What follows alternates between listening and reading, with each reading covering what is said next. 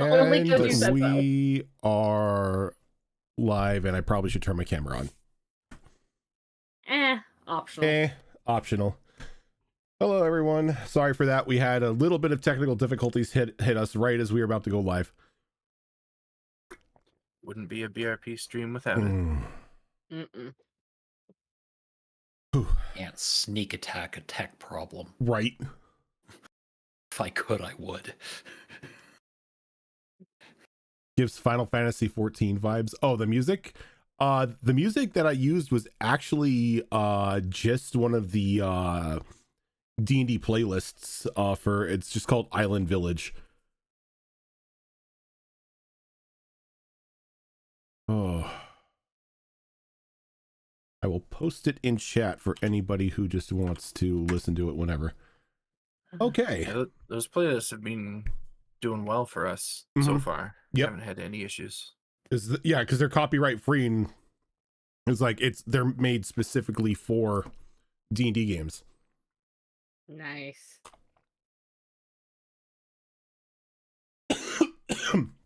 As I cough and die. Apologies for that. I am still getting over being sick.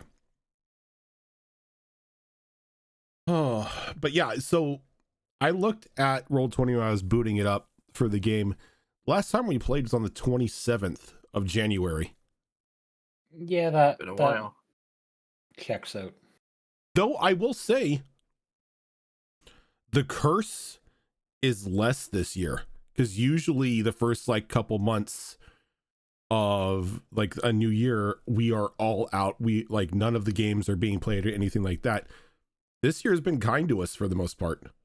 It has, yeah. Most of our games have been sticking to the regular program, and it's good because I think we all need the escape right now. Mm-hmm. Yep. Yeah. I'm trying to find my notes here. That was his name. Sorry, I was looking for the notes as to a specific character's name because I could not remember it. But yeah, the last time we were together a couple months ago, or about a month ago, all of you had a bit of a interesting encounter after chasing after Prince Vastrin, after he had betrayed you and you had stormed the castle, and you went through a strange portal and found yourselves atop a snow and ice covered mountain, standing amongst the ruins of an old, at some point, palace. Here you did find Vastrin, but you found another individual as well. Somebody that was very familiar to Charon. A name whose name for like escapes me right now. Luxana, thank you. That's right. That's what it was. Luxana.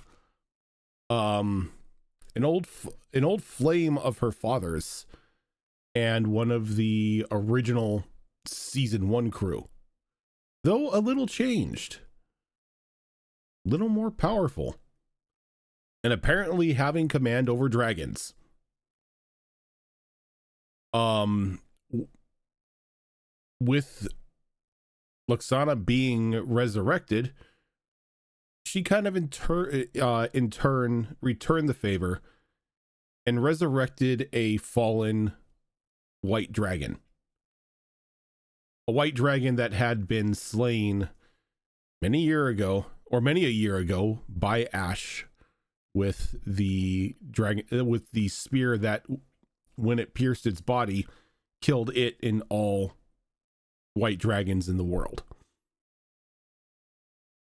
With this dragon now resurrected, it has sworn itself to Luxana into aiding her in whatever her goals are. After cutting down Vastrin as much as possible verbally, she flew off with the dragon, leaving Vastrin to stare down a group that was rather pissed off at him. Though with a bit of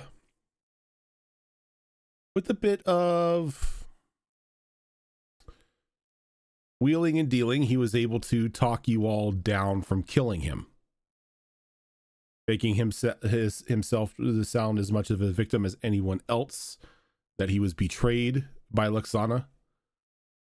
And now, instead of trying to support her claim over the Tricorn and trying to return it to her, he has now asked you to, well, put a stop to her. After a bit of a back and forth and him holding back, just disintegrating, Niall who kept on demanding a finger. You were all taken from this mountaintop ruin before the cold got too much for any of you, and you found yourself inside a small, well-furnished cavern. As Vastrin appeared along with you, a little girl came into view. Looking at her, she's maybe 10, 11 years old. Has a bit of just like very soft, pale skin, blue hair, and just very faint elven features. And as she came in, she was taken back a bit, staring at all of you in surprise. And before she could get anything other than Vastrin's name out, he quickly hurries over and, like, pretty much just very quickly ushers her out of the room and shoos her away.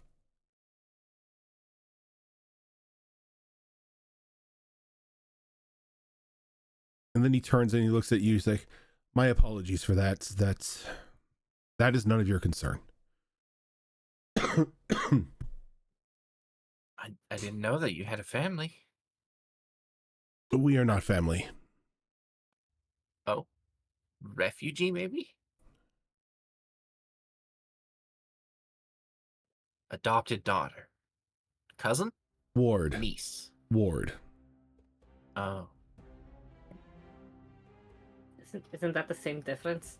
Adopted daughter or ward? I guess.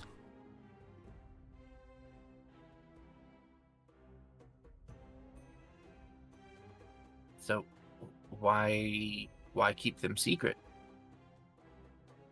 The less who know about her, the better. The more safe I am, and the safer she is. That's starting to sound more like family.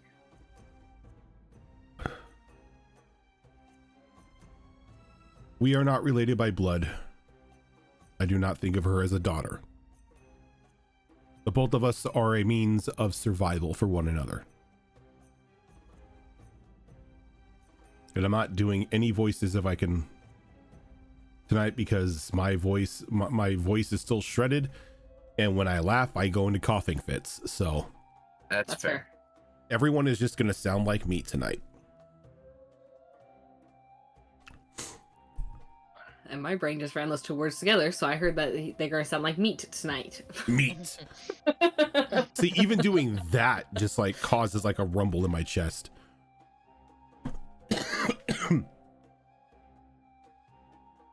He's like, it's a very long and uninteresting story. Stories are never uninteresting. I love a good story. Give me a second, my cat is stuck in the closet. Snow didn't do it. But Snow would get stuck in a closet if she could. Snow would get stuck in the closet if she could. That is very... Yes. Yes, she would. Here you go.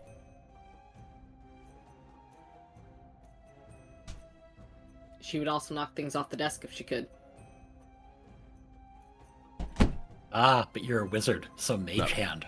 Nah, she sleeps up in the top part of my closet, but then like for some reason forgets how to get down. But she could just jump on my desk. And I opened the wrong character sheet. Gotta love when you do that. And as Vastrin is standing there, anybody who's looking directly at him notices it. This is not even something that could be hidden, as you can see that his pale features begin to grow even paler.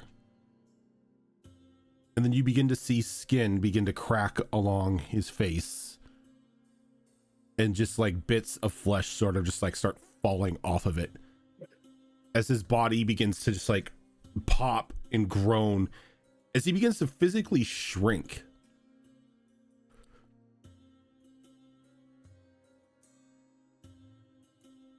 Are you all right? And he just holds up a finger as like his body just continues to shrink and his skin begins to like shrivel off of his body. You can see that his hand turns from like that of just like smooth flesh into a little bit of like scale. And you can see just a little pointed claw as he just shakes his head and just like whatever hair was on his head flies off. Oh. As he sort of just like stands up, brushes like any excess skin flakes or whether off of him. And you're now staring at probably about like a 3-foot tall white kobold.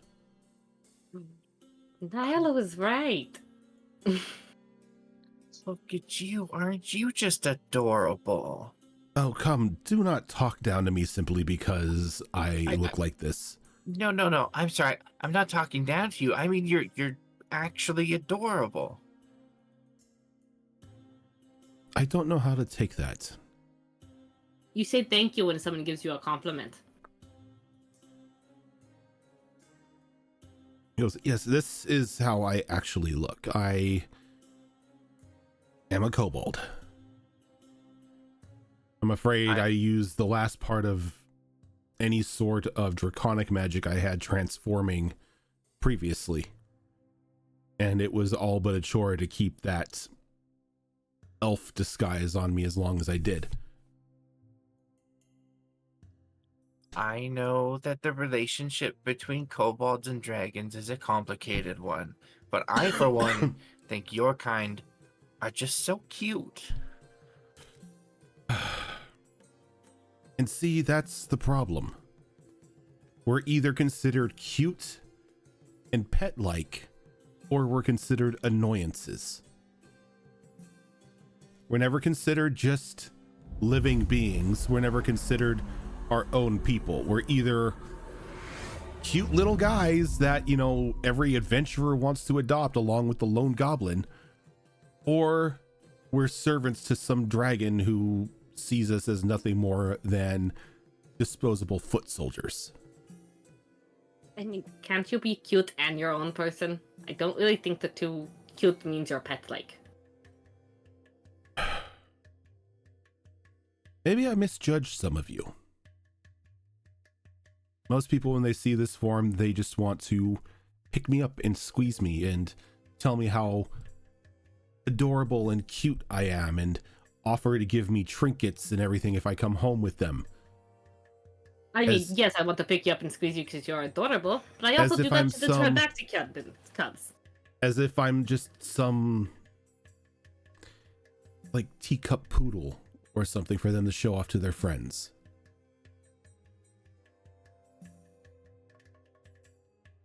I mean, have you seen a Tabaxi cub? They get the same reaction. I haven't really encountered many Tabaxi in my time. I mean, they are adorable, don't get me wrong. I would pick them up and take them home too.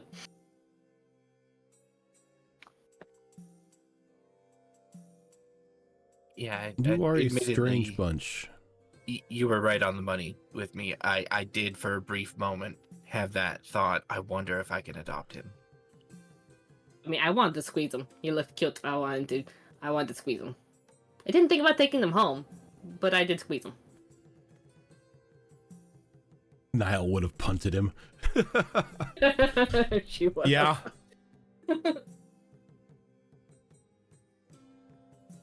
Well, Vastrin, considering you and I are sort of seeing eye to eye now, I don't think I would be tempted to pick you up in any case.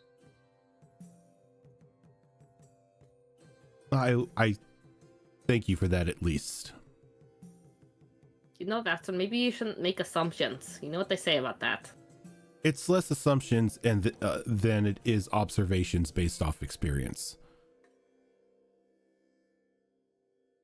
More people are willing to take me seriously if I'm wearing a disguise that makes me look more humanoid than a tiny dragon. Honestly, I think you're better off losing the face we're all mad at. Well, it wasn't a plan to get rid of it while I got in here. I just couldn't hold it anymore. So, did Luxana know what you were, or were you able to hide that from her as well? She knows what I am. She's been whispering to me in my dreams for years. Promises of raising me up and making me a true dragon. Promises of being able to join her at her side as she laid claim to the Tricorn. She probably learned that one from Dad. He often uses the dream spell to like conduct his business.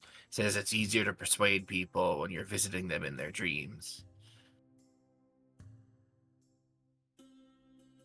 She made many a honeyed promise to me.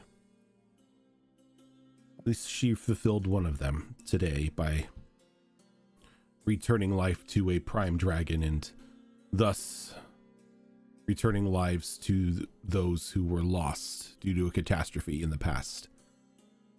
Yeah, I mean that sounds like a good thing.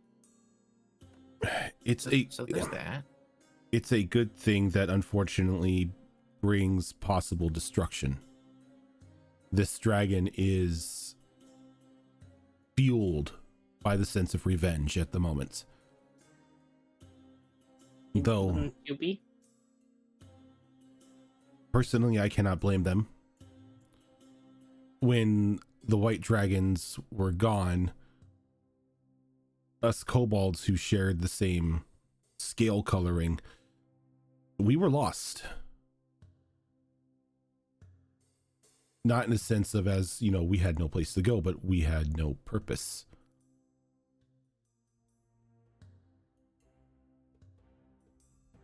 Yeah, I get that. Dad was real upset too.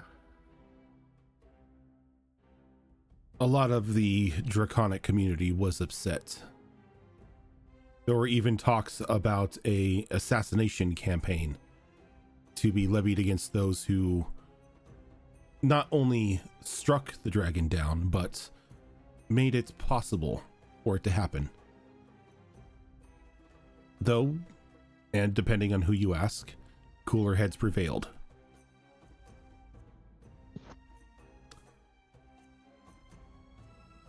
So, this whole thing with Luxana, then, and you know, stopping her from doing whatever she's gonna do.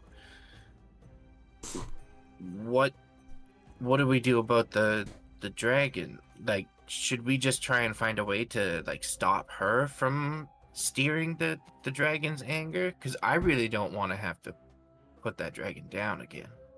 Also, I'm not capable of putting that dragon down. He shakes his head. He's like, the dragon is the least of our concerns. At the moment, Luxana does not feel any of us are a threat to be dealt with, or else we wouldn't be living at the moment. Truth be told, while she does have a fraction of her powers, she is weak. She hasn't had time to fully regenerate.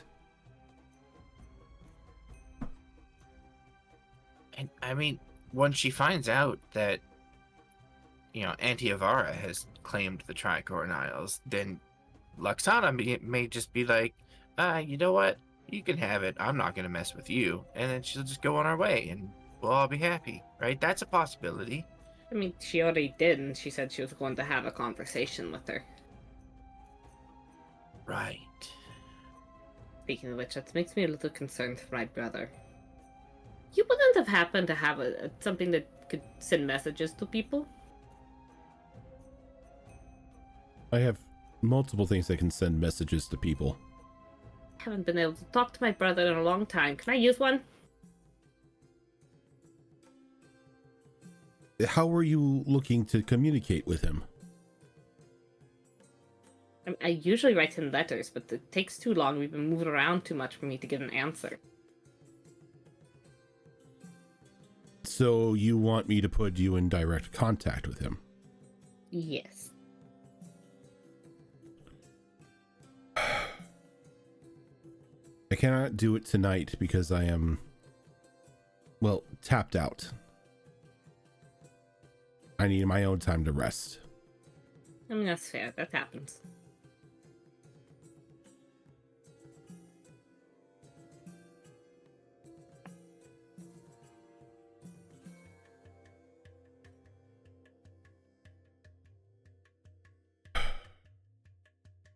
So,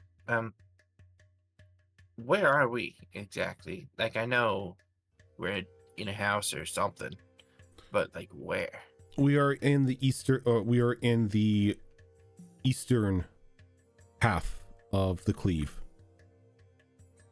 Lower on the mountainside, not so far up. And it's safe here? Safe as possible. I mean, unless you know what you're looking for, nothing is going to stumble upon this cave. Okay, that's good. Then we're probably safe to rest here then, I would think. Because I think we're all kind of tapped a little bit. I mean, yes, I'm very tired, but at the same time, there was also something we need to do to help us with this thing we had to do for Fate. I will take care of that.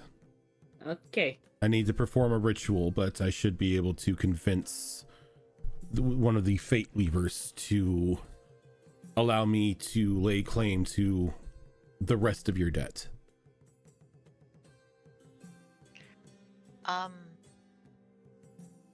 So if you lay claim to the debt, what does that mean? That means you'll no longer be called on by fate to solve, which I assume is 2 more problems. Yes, and that doesn't mean if we fail to solve your problem, the same bad things happen?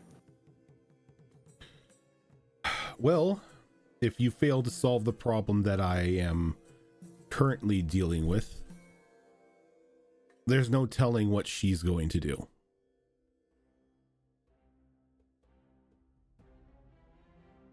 And I need... Yes, but let's say we choose to just leave instead. Then would all the bad stuff still happen to us? Well, I Hypothetically? do not have control of your debt just yet. You are more than free to walk out of here if you wish. Fate will somehow call upon you at some point in time to take care of the remainder of your debt. Or you can let me do what I need to do.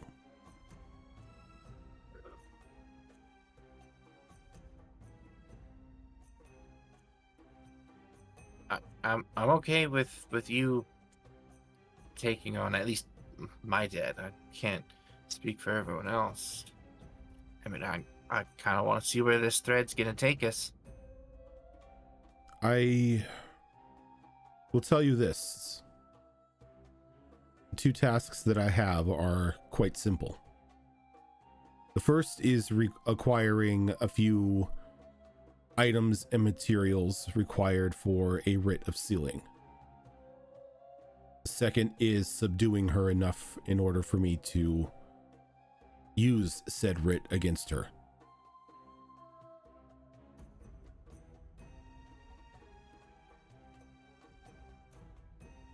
one of those sounds a little more difficult than the other, but I think we're capable of getting to that point. We've been through some weird shit already. We're all still here, more or less, sort of, kind of here. Like, we're maybe sort of half dead, but, we're here. I mean, most of us are sort of half dead. Only one of us is not. It's true. And so what happens if we fail your tasks after you take our debt? Well, if you fail the task, you are more than likely dead. This isn't a pass-fail scenario. This is a succeed or die sort of thing. I'm not punishing you if you fail on a task, but failure often in these situations just tends to lead to your death. But then the one who would have, by fate's decree, become a fate weaver, that wouldn't happen anymore? No. Oh, that's better.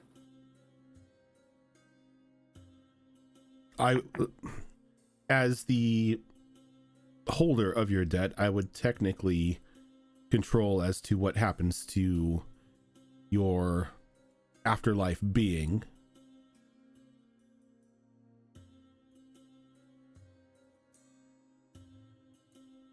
But I have no plans of needing a zombie group of adventurers or using your spirits for some sort of archaic device. Well, that's good at least. I mean, that does mean he could technically keep resurrecting us and sending us after this lady over and over again. I don't know how I feel about that. Resurrection is not something I am akin to.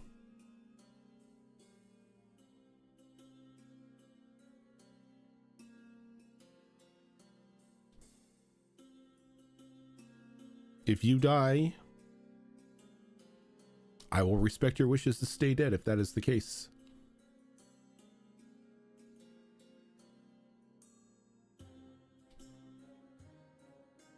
I mean, that sounds like a better deal than the one we've currently got.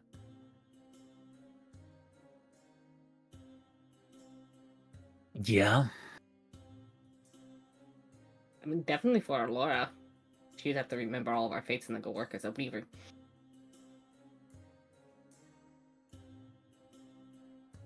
Yeah, it's all pretty confusing, but I mean, it can't be much worse than it is. And really, regardless of what happens to me, if everybody else ends up better in the end, perhaps that's the best we can hope for.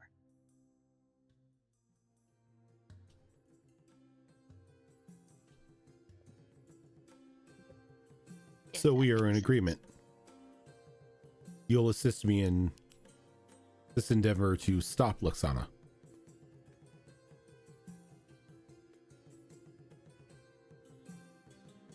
I'm on board. Yeah. I mean, I think, I might get in a lot of trouble with Dad over this, but faced with our two options, I think yours sounds like the better option, so I'm on board. You technically would not be in trouble with your father unless you informed him as to what was going on. And given the previous relationship that you have hinted towards with him and Luxana, I would kindly ask that you do not make him privy to the information we discuss here.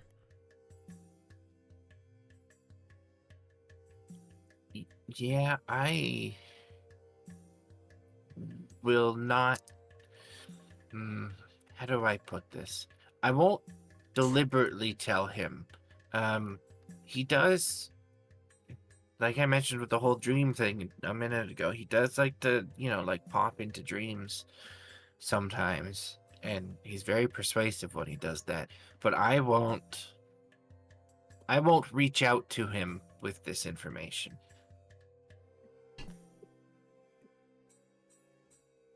And I'm kind of hiding something else real big from him at the moment anyway, so it's probably in my best interest to not tell him. Isn't that right, Agfrin? You don't I get don't- like Agrin doesn't even respond to that, though. You could take that silence as like he knows exactly what you're talking about, Yep. You get the mental dot dot dot. and then just a feeling of, dude, shut up.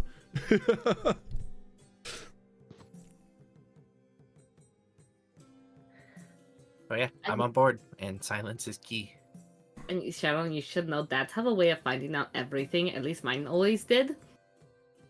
Oh yeah, So- he's gonna find out eventually. I'm just hoping I can postpone it until after we're done with the task. I mean, that's fair. You might be able to do that. I'm just saying, don't bank on him never finding out. Dads have a way. Yeah, It's like magic. he knows a lot about a lot of stuff. Callista, you're being very quiet. What do you think of this? I mean, your soul, your future's on the line here too. I'm not terribly concerned. I mean, if we die, then it's no longer our personal problem. I think if you die, then it all becomes my personal problem, doesn't it? From what I remember, or am I That's misremembering? not my problem. You are the one that made deals with fate. I just wanted to stab her, so.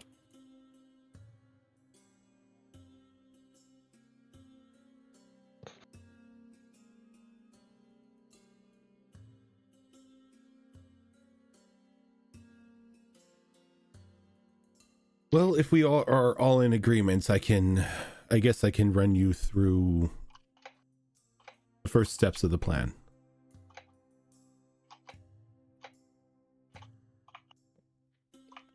Yeah, I mean, yeah, I think we're all on the same page for the most part. Good. I think we're it kind of feels like we're exchanging one horrible deal for another horrible deal, but I'm not going to lie. That is an excellent way of looking at it. I mean, what are we going to do? Hold out for a better deal? What I have planned is more than likely going to push you to your very limits multiple times. It's not an easy task that I am going to ask you all to partake in. But if we are to have any shot at sealing her again, it needs to be done.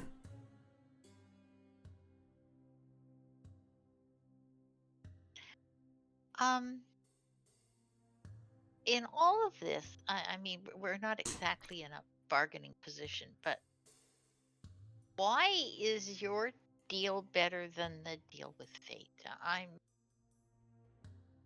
I'm offering to take on the remainder of your debt with fate. You'll no longer be tied to fate. You'll no longer be just magicked away and thrown into some random point in time to fight some other vague cause. And as I am in control of your debts with fate, any sort of leeway, any sort of leverage fate has against you will no longer exist.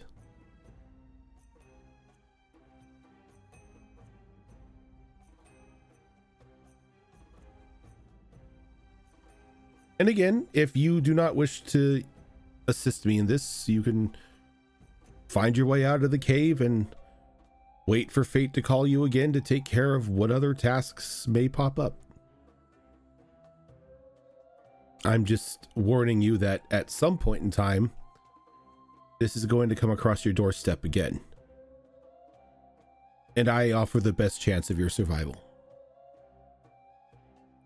Yeah, and the other thing, remember, Alora, if we fail in the task with fate, all of us except for you just basically cease to exist, and then you become one of those fate weaver people stuck in that little cabin there for all eternity With no I mean, food. Not with only no do we food. cease to exist, but it's like our existence never happened in the first place. Yeah. Which it sounds like when we switch over here, we died. Yeah, so like, not that I'm expecting us to fail, but I am looking at this from a what happens if we fail thing, and it's ceasing to exist versus just dying. And to be very clear, this contract we are going to make with you now ends when Luxana gets sealed. That's the end of it. There is no We're no longer tied to you. there is no contract with me. Well, I'm that's not... when your control over our souls ends, right? No, you misunderstand. I may be taking the leeway and leverage from fate, but I am returning it to you right away. Oh, then I'm fine with that. Given what you are going to need to do, you are going to need to be 100%. Being without a soul, being not fully alive, is only a detriment to you.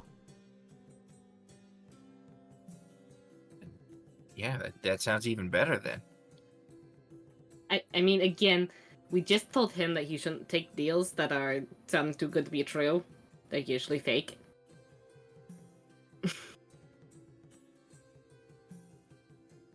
I'm willing to I'm willing to gamble on that. I feel like She says Niall's as in the she, corner like, demanding fingers. She side eyes Alora a bit when she emphasizes the word gamble. Alora has the grace to blush. I mean, it's no worse of a position than we're currently in. Niall says she wants a finger.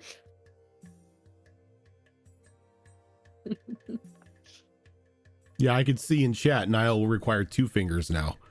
Yep.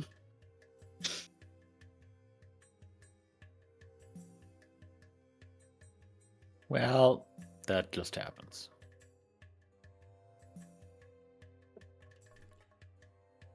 So are we in agreement? I vote yes. Yeah. Snow? It's no worse than it's better than the situation we're currently in, as long as he doesn't do anything funky with the magic and, stab us in the back again. It's a lot of trust for someone who's already stabbed us in the back. I Oh. apologize for that, but at the same time, Do you? see it from my perspective. What if I don't want to? I wouldn't blame you.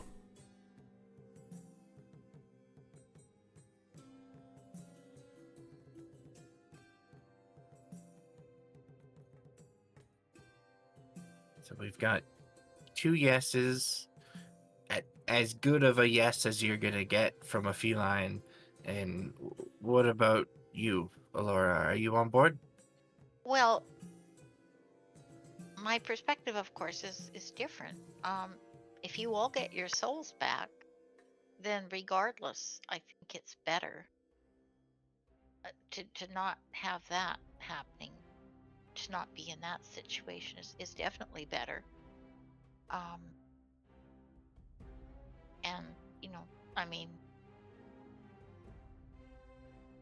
I'm not thrilled with it, but in some ways, if you'll pardon the expression, the devil we know is better than the devil we don't know, and we know here what our tasks are. Fate could ask us to do it. We don't know. Can we put on the stipulation that I get to look over the ritual information before he performs it to make sure he's not screwing us over? He kind of just like looks at you. You can't expect us to just automatically trust you after what you did. I'll tell you what. You get stronger, and I am assured that reading this ritual will not cause you to go insane, and you can look over it as much as you want.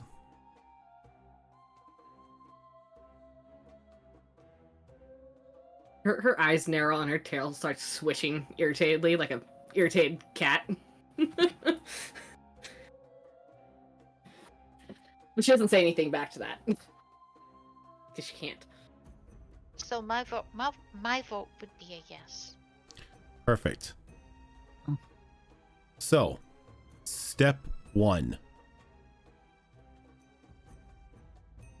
I hate to say it, but most of the stuff you all are carrying on you at the moment is crap. Yeah, it could easily kill me. You can easily kill most things. But her, even in this state, those weapons, that pathetic coverings you call armor, would not stand against her. We need to do something about that.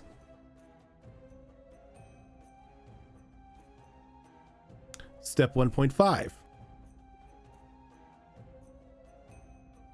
You're going to need to gather some things for me for the ritual.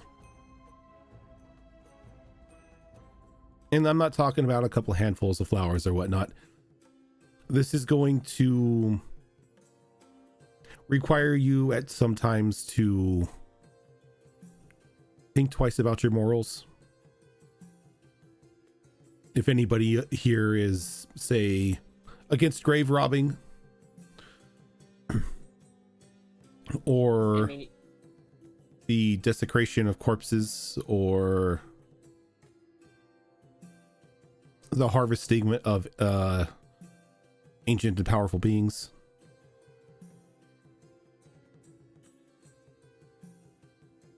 However you go about acquiring these items, that is completely up to you. I'm just talking to you.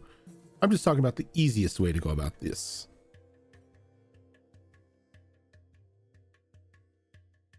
Step 2.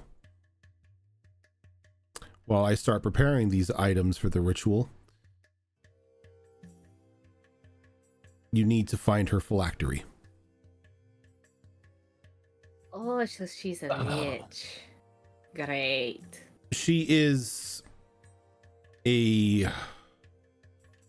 I hate saying it because it just makes the whole thing sound creepy. She's a variation of lich. She's not a wizard. She's a bard. She's what's known as a virtuoso lich. Something that is even more dangerous than the basic I sold my soul for magic style undead wizard. Got a really pretty name, though. Hey, you know, she found a way to game the system. That is pretty good. Where she has it, where she's hidden it, I do not know. In my off time, I'll be scouring as much as I can to find it. So we're gonna have to do some research. You have to do some You research. Oh no, don't make me look at books. Research, investigations, talking with people. Needle in a haystack sort of thing.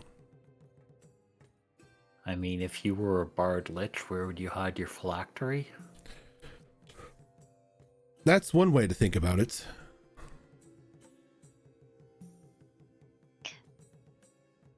Obvious answer to it. Probably. I mean, I've always thought if I ever decided to become like a Dracolich or something one day, I would make my phylactery just like a rock or something, and then I'd throw it into the ocean. Like, who's gonna look there? Wouldn't the rock erode over time with the ocean currents? Not if it's magic. That's fair. So hopefully she didn't do that.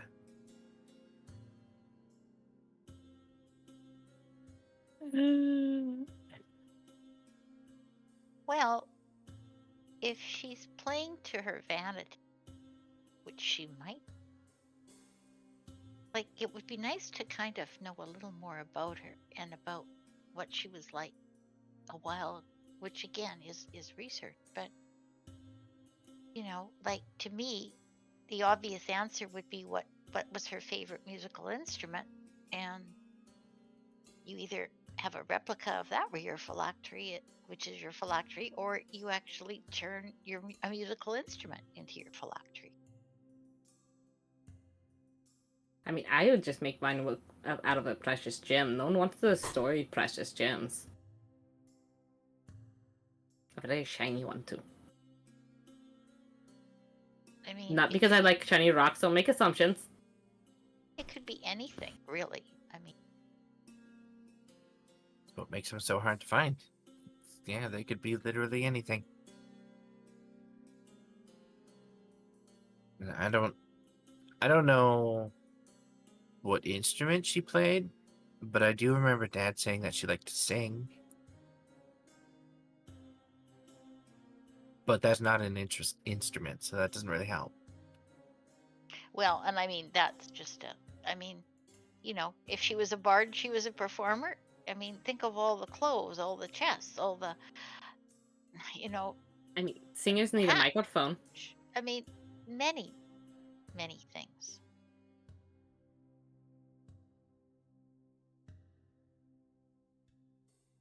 Endless things. We got a lot of research to do. As do I. Are there some slightly easier things we could start with? Yeah, do you have like a list of these things that you need ready to go, or do you have to put the list together for us? I have a list of some of the things I've been able to discover for the ritual. These should keep you occupied for the time being.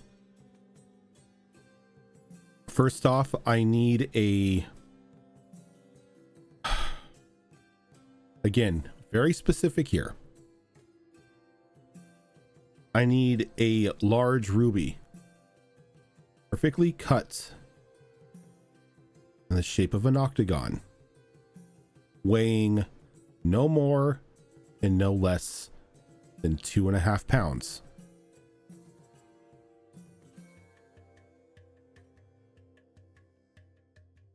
Oddly specific, but okay. I need a 6-foot branch from an elder tree.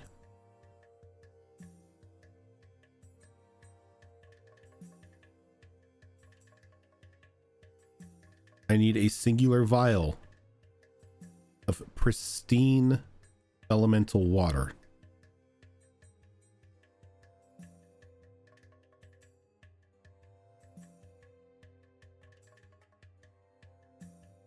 I need a drop of blood from a red, a blue, and black dragon.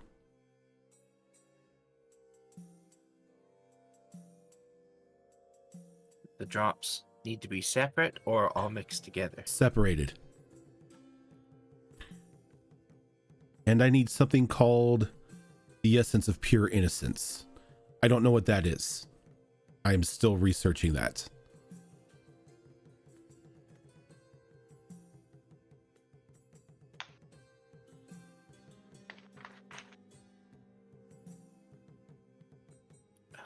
The branch from an elder tree. Does it have to be from any specific region or just an elder tree in general? An elder tree in general. As long as it measures 6 feet. Why does that seem too easy? Elder trees are, in a point, not very easy. One, they are extremely rare. And two, they are usually guarded by very powerful nature beings. Dryads, Spriggans, earth elementals. It's what it's what some druids know as a mother tree, a heart tree. So we're stealing from dryads. Always a good idea. It's the essence of innocence that concerns me a little. That is what concerns me as well. I'm not entirely sure what the essence of innocence means, but I have a feeling that even I am going to hate it.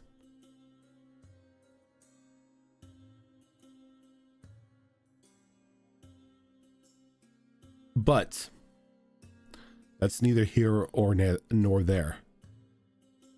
First, we need to get you situated. Nothing about you says I'm ready to face even a lieutenant in her army. What gave away my lack of bag or anything else that I'm carrying? Your lack of bag, your lack of armor, your lack of decent weaponry, minus this one with the god weapon here. I know a guy. He owes me a favor. God. I'm going to send you to him first. Granted, he's not going to give you anything for free. You're going to have to impress him. And I have to say this, he's not very easily impressed. Impress him how? Depends on how he's feeling for the day. Great. He's not too far from here, though, thankfully. He makes his camp near and around some ancient ruins that he, from time, likes to go spelunking in. Very rough gentleman, very outspoken, very loud. Stealth is not the name of the game for him. We just know him as Thunder.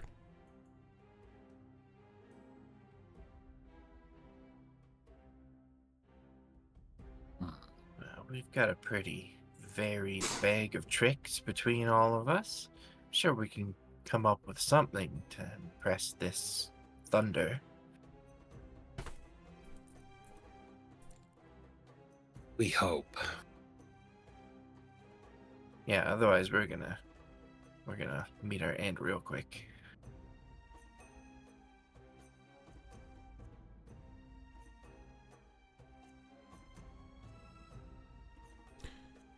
Well, he's your first stop.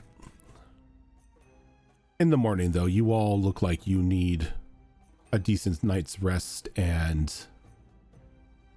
a bit of a meal. Oh, that would be wonderful. This is really not how I saw this day going. You're most likely going to need to prepare double just for her. I take it you're pointing over to Alora? Yes. Don't worry. I have come across something that will prepare a amazing feast for us in seconds. Huh. Oh, Follow me. And he takes you down like some carved stone stairs into a more comfortable looking common room. A small fire pit in the center, warming the room up a little bit more.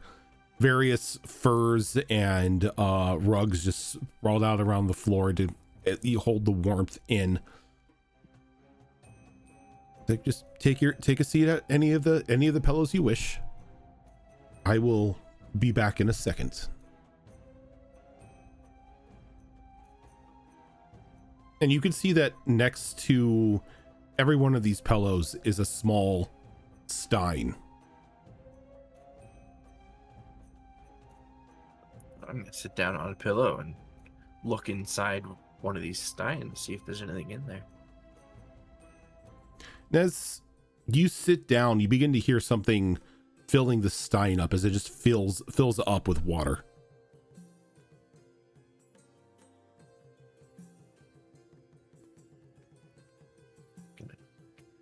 Give it a sniff. Does it smell like water? Smells like water. Doesn't smell off or like there's anything added to Nope. it? Smells like clean spring water. And I'm gonna drink some of it. And it is most definitely spring water. Tastes fresh. clean. Drink up, guys. Not poisoned.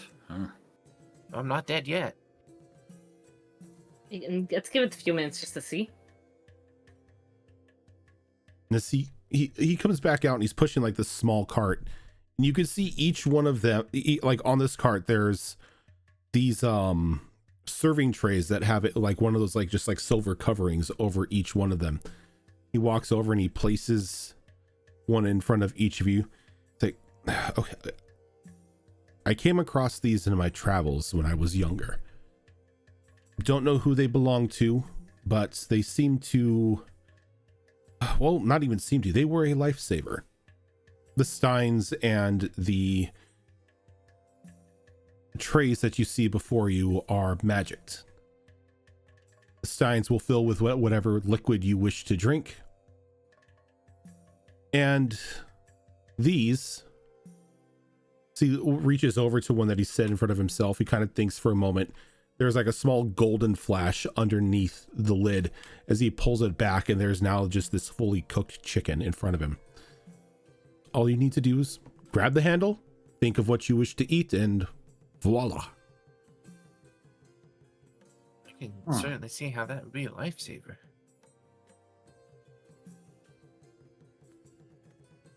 Snow's grabbing a couple, and she's going to grab a hold of the stein, thinking of some nice warm milk.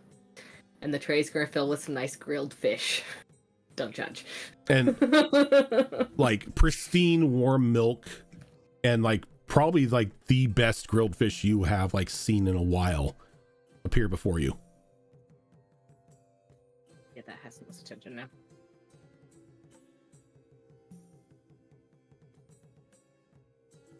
I think Sharon is gonna grab one of the trays as well and think of some nice barbecued octopus with a sweet sauce. Now we're just going seafood tonight. And there's She that lived on a ship for most of her life. true.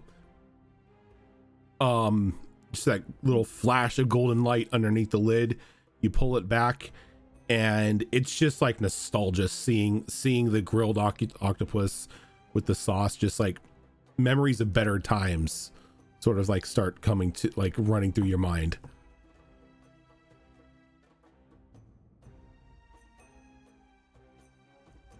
Feeding us like this, and we're not going to want to leave. Alora That looks might be over half to the see trick. what Callista does with her tray. Yeah, what does the Oh. rogue eat? What does the rogue eat? Crime. Crime. No. Callista has some interesting taste. So she's going to ponder for a moment and grab the handle and lift the lid, and all you see is just a plate of what looked like steamed white buns.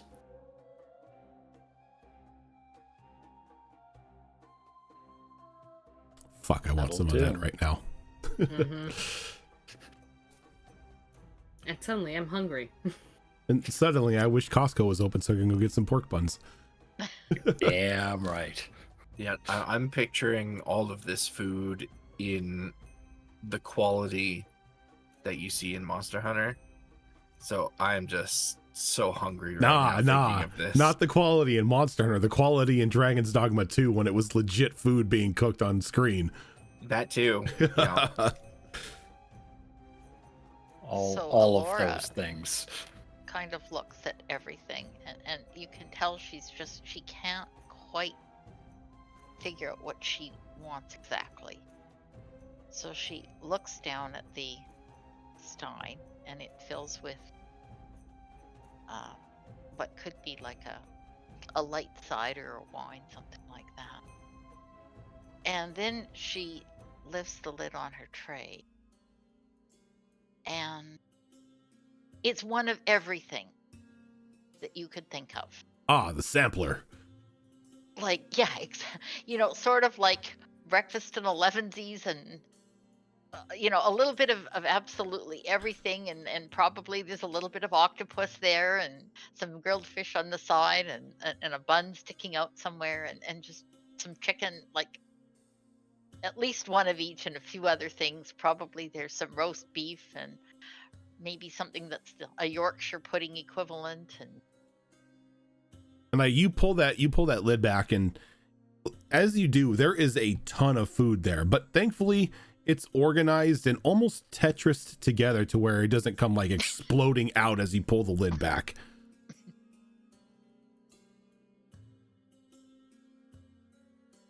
Oh, this looks good for starters. So we're playing food Jenga. Got it. It must be a halfling thing. Look, if you're ever going to eat, you eat like a halfling. Not if I intend to wake up the next day. Man, I've got like half a burger and 5 tacos in the fridge waiting for me for later on. Oh man, I haven't had a taco in so long. Now I want tacos too. Great. Cass went out to for Taco Thursday with her friends. And she brought me back like 5 like wonderful like al pastor tacos. So Man, if there's any reason I ever go back to California, it's gonna be for the street tacos. right. Right. One reason why I miss living in Santa Monica, 3 a.m. street tacos. Yes.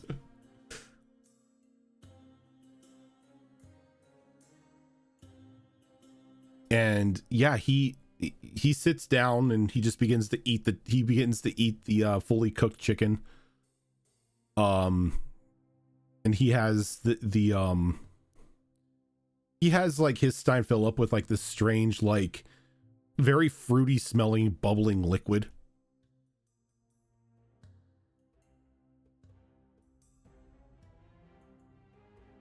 Now imagine if you were able to enchant trays and steins like this yourself. You could make a killing.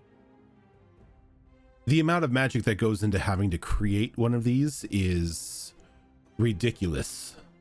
I can only assume that a team of master culinary mages were the ones who created them. Sell them to rich people. No. You sell them to the chefs who serve the rich people. Yes. True. No, rich people don't care where their food comes Can you- from. They- can you- someone's cooking it. Can you imagine the killing you can make going from town to town being this wonderful chef and you're just using this? But you'd also eventually sell yourself out of a market. Not Oh, if you oh. not if you only have the only working one. You open Ah, a that- restaurant. Never Yeah. let anybody into the kitchen except for you and your tray. Anytime somebody order, you don't even give people a menu. You just say, "Come on in, sit down, tell me what you want," and then you magic it out of the tray. Oh, wow! The business restaurant of opportunity. dreams. Restaurant of dreams. You should totally do this. You've got like 6 of these things here. You could open a chain of restaurants. Something to think about after we're done with the whole lich thing. Who knows? Maybe Right, I can that's right. We all live. maybe I can open up a small chain of dreamy restaurants. Look, you act like you can't do it at the same time. Start laying plans now. Oh, my focus is best laid elsewhere.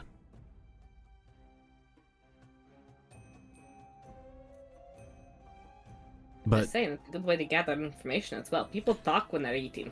eat your fill, drink your fill. You may use this room to rest for the night. You don't have to worry about watches or predators or anything like that. The enchantments I have on this cave will ensure that nobody finds us. And if that doesn't stop them, the numerous traps I have along the way will. We're in safe hands then. And while you rest, I will begin to secure the rights to your debt. Do you need any help with that, or are you good on the whole like fate ritual front? Oh, I am more than familiar with the ritual of fates. I mean, that's how you came into my service the first time. Right.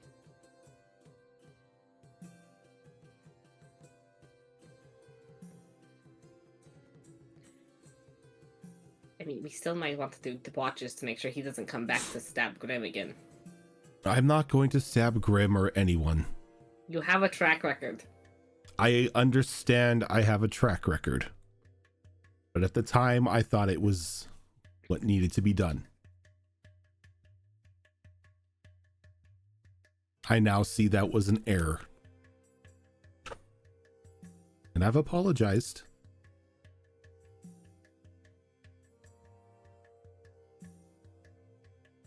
Yes, but the words of someone who's lied to us before don't mean a lot. True, but you seem to be taking me up on an offer to, well, technically talk you out of a fate binding with fate itself.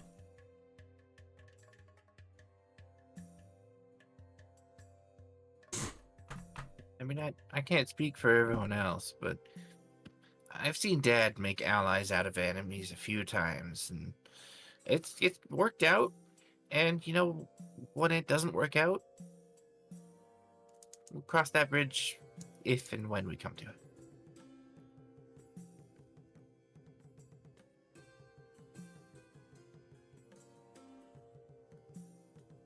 We don't have any deck pulls, do we? No. I Don't think so. We did one in the last session, and I For got Raven. a puzzle rod out of it. Yes. Oh, and that you I got the have puzzle to rod. Yeah. Assemble during downtime activities. I didn't write down who got them, but I got that someone pulled Ruin and someone pulled the Lance.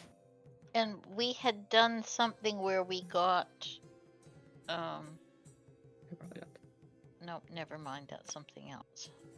Oh, that explains why I have no money. Yeah, I think I got the Ruin. You got Ruin, yeah.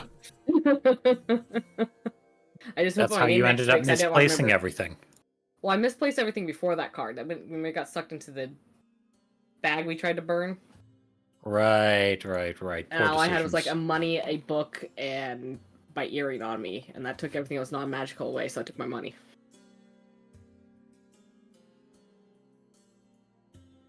Right. Snow has one book and one earring to her. Well, technically 2 books if you count her spell book.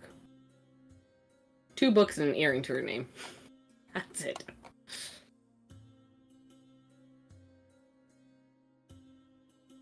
Yep, so time passes and you all enjoy your meal. About a half hour in, your kobold friend excuses himself and says that he must make ready for the long and arduous ritual that he must cast tonight.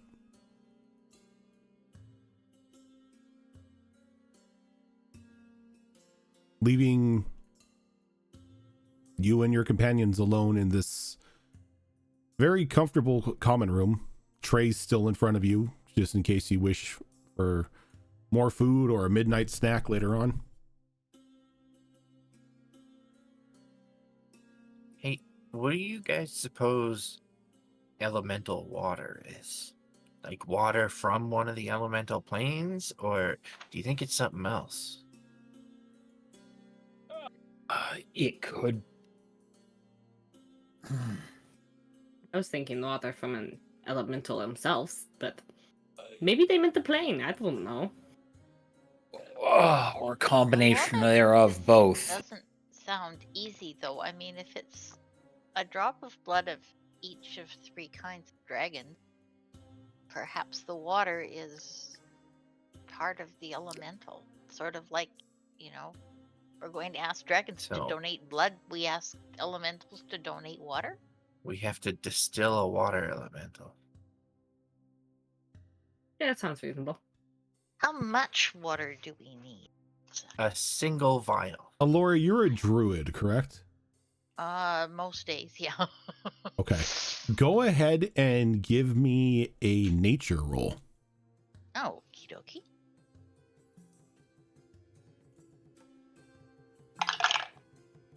Ooh.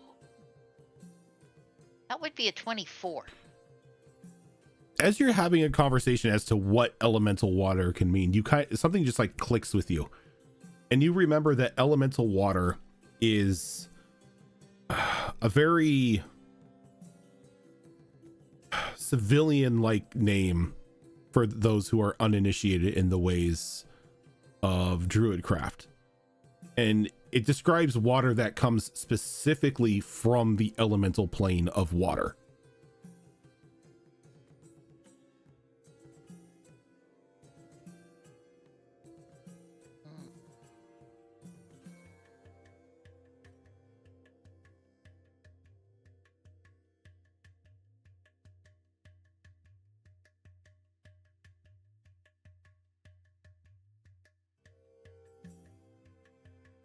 Okay.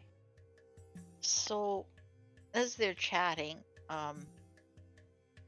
Alora has tried to figure out if she can actually get the equivalent of a cup of coffee out of her stein. If it fills up with just piping hot coffee. And then she figures since she's got the coffee, she has to have chocolate dessert. So she puts the lid back on and gets chocolate dessert, and she's sort of working her way through that, and she's probably got whipping cream on her nose, and she says, I just kind of was thinking about this elemental water thing we were talking about, Oh yeah. and I think that Snow had it right. I think it was. Oh, so we had to get the water from an elemental? No, from the plane. Oh. When they say elemental water, it's kind of like a short form of saying water from the elemental plane of water.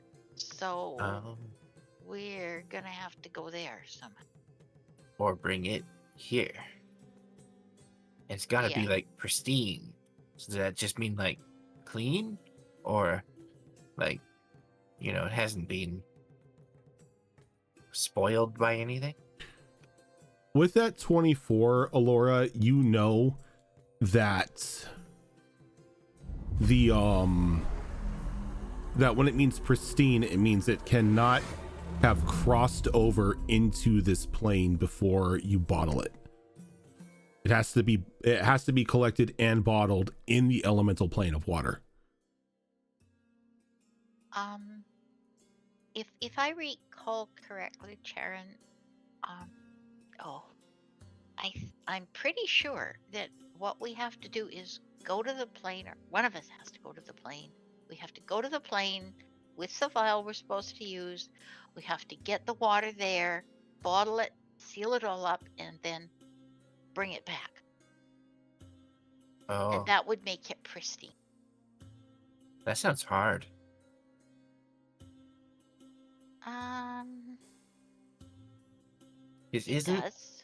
Isn't now I'm not a plane hopper or anything, but I've read my dad's journals when he wasn't looking.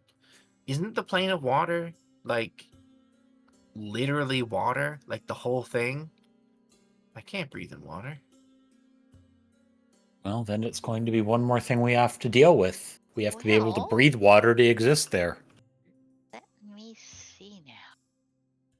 I mean, we find the right spells and Preferably something that can't be dispelled, because how do you get rid of somebody invading your plane?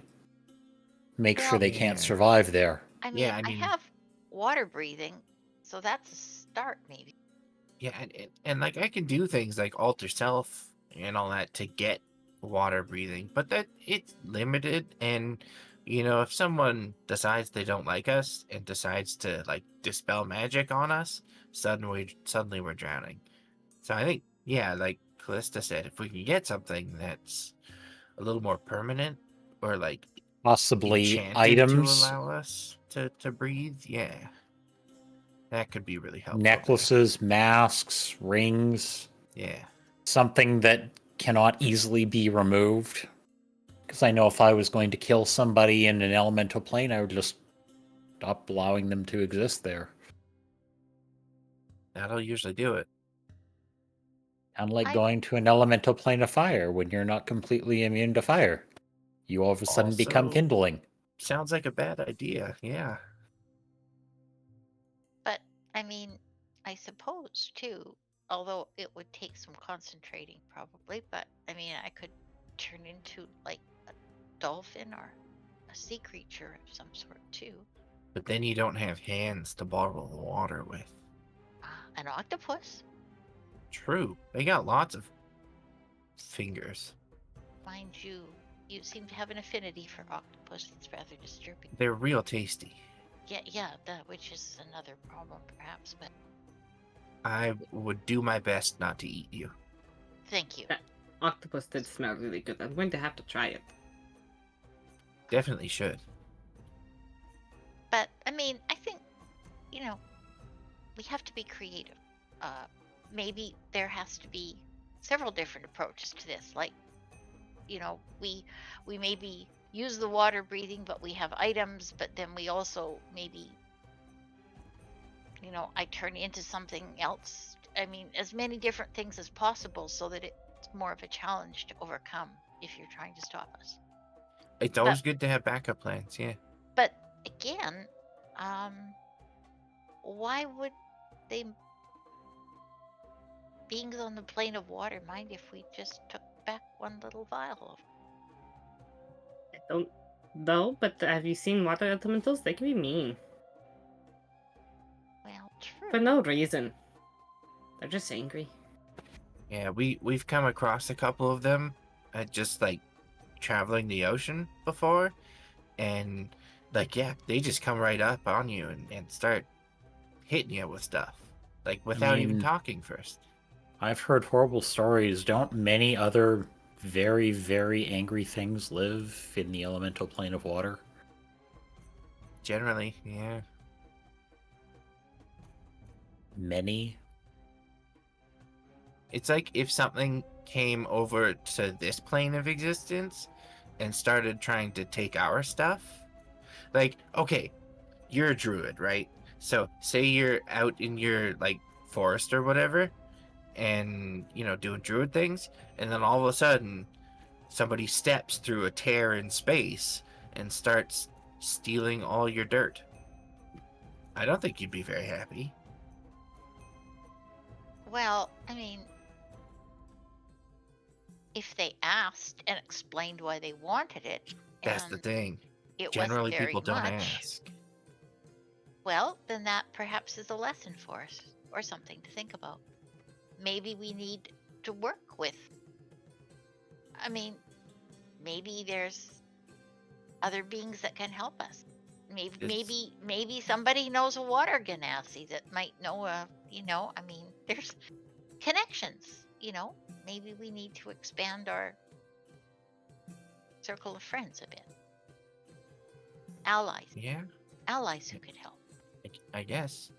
I mean, if we come across like a water elemental that's willing to have a conversation, then yeah, absolutely.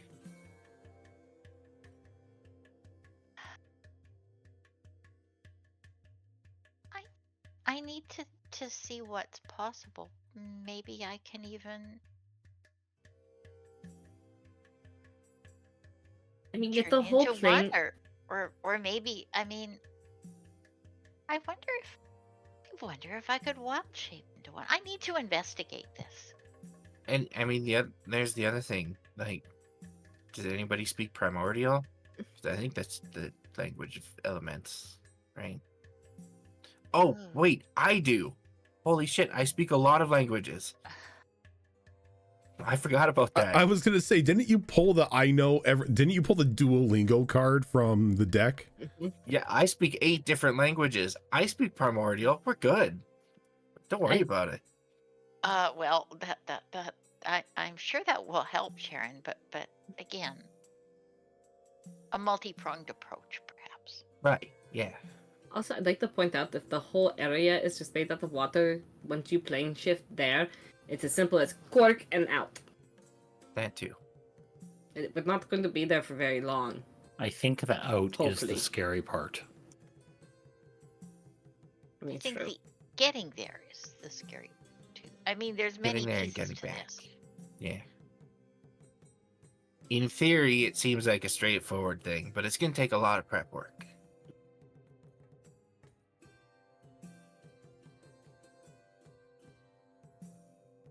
Also, does anybody know a red, blue, or black dragon that we can call on for a favor? Again, probably not any that are going to willingly just, hand over their own blood. But it's They're not kind of much they're blood. usually fairly possessive of that. Yeah. I mean, let's be real, Lord, would you just give someone their blood if they ran up and asked for it? Blood's a I think powerful you're asking the magical wrong tool. person. Fair. Blood's a very powerful magical tool. You don't want someone taking your blood. They can do a lot of nasty things to you with it. Yeah. Bat and dragons know that, so they tend not to be very giving. I We don't need think s- dragons are given in the first place. Well, I mean, if someone in our party is very good at persuasion and could talk, or You mean Niall? Niall's great at persuading people to do things. well, exactly. And I mean, who could resist Nil? I mean, Why do I see Niall walking into a dragon's dragon's den, just pulling out a couple bombs and just like threatening them? It's like, Yeah. give me your bombs or I blow up your horde. Yeah. That's Or exactly give me how your it's going blood. down. Give me your blood or I blow up your horde. That, Give I me mean, bombs too. She wants those as well. or seducing a dragon. I mean, there's all sorts of scenarios. Yeah, she can seduce them. But not Niall would totally fits the bill. Yeah, I mean, we've got Nil. Nil can do all sorts of. Is anyone here capable of polymorph? It does raise a question that I've always wondered.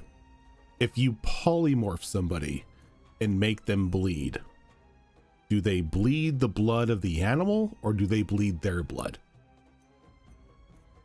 I mean, they're polymorph. Their blood is the animal blood, right? How and does deep that does the change polymorph when they go? change? But what happens Does it change to when the... they change back? Exactly, what happens to the blood when they change back? There's that. And then there's how deep does the polymorph go? Is it changing every cell in the body? Or if we did a DNA test, would you still show up as your original race? For science! Questions need answers. There's probably some Kami Roskin out there doing that. Magical experiment. philosophy. Kami Rosca would know. Just saying. Kami Raska would know, but the way Kami Raska got the results is probably like teetering on 3 war crimes. We don't ask. Well, Yeah, the worst part about Kami Raska is they probably didn't ask either. Yeah. Yeah. They know. No one wants to know how they know. Where I was going with the polymorph thing was, we could just like polymorph somebody into a mosquito. They could fly over to the dragon, suck up some blood, come on back, and then poof, dragon blood. But wouldn't the dragon blood then be tainted? I mean, it might have some saliva in it, but they didn't say it had to be pristine dragon blood, just a drop of black dragon blood. And they do have to be in separate vials. So we do this 3 times. And what happens if a dragon decides to swat the mosquito? And how is the mosquito going to get through the dragon scales?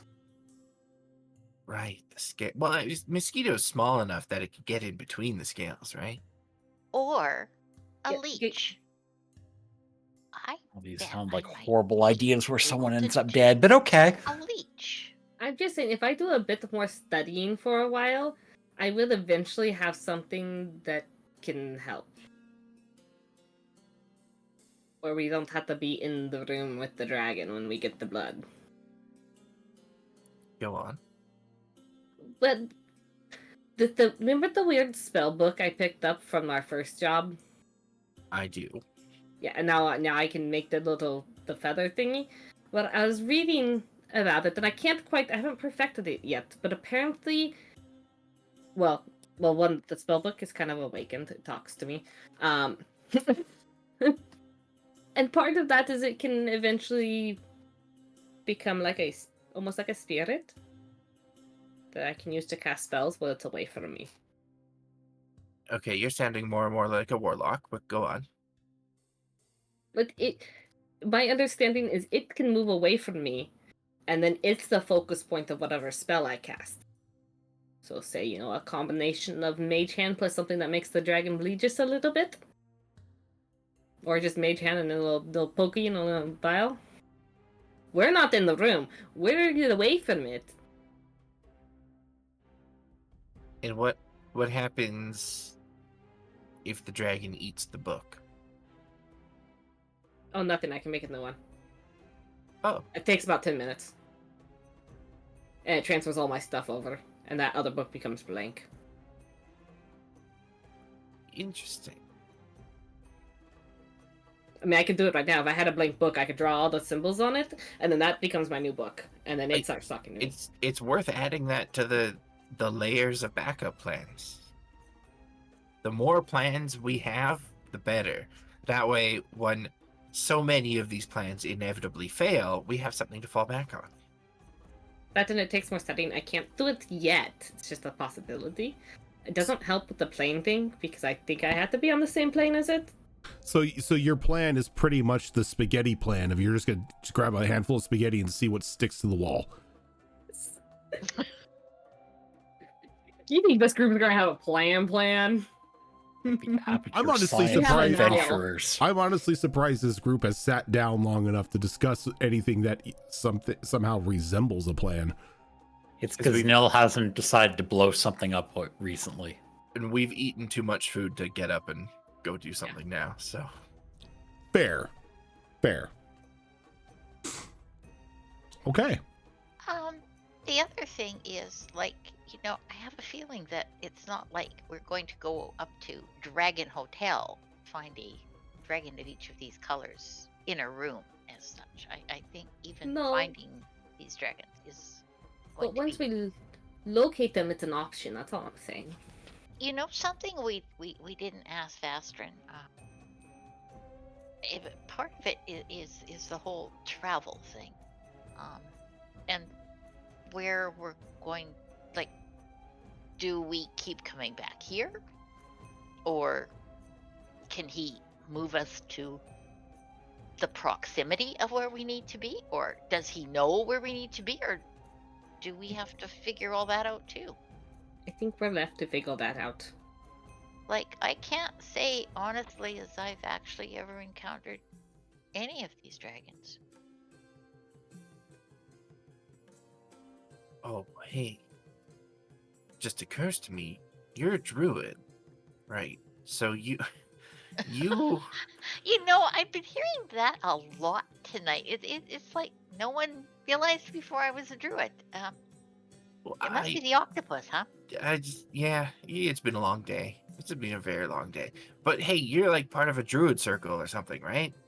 Well, yes. Does your circle have an elder tree that they watch over that we can just, borrow a piece of? Well, you're not borrowing it is part of the problem. You're taking it. Okay, that we can just take a piece of?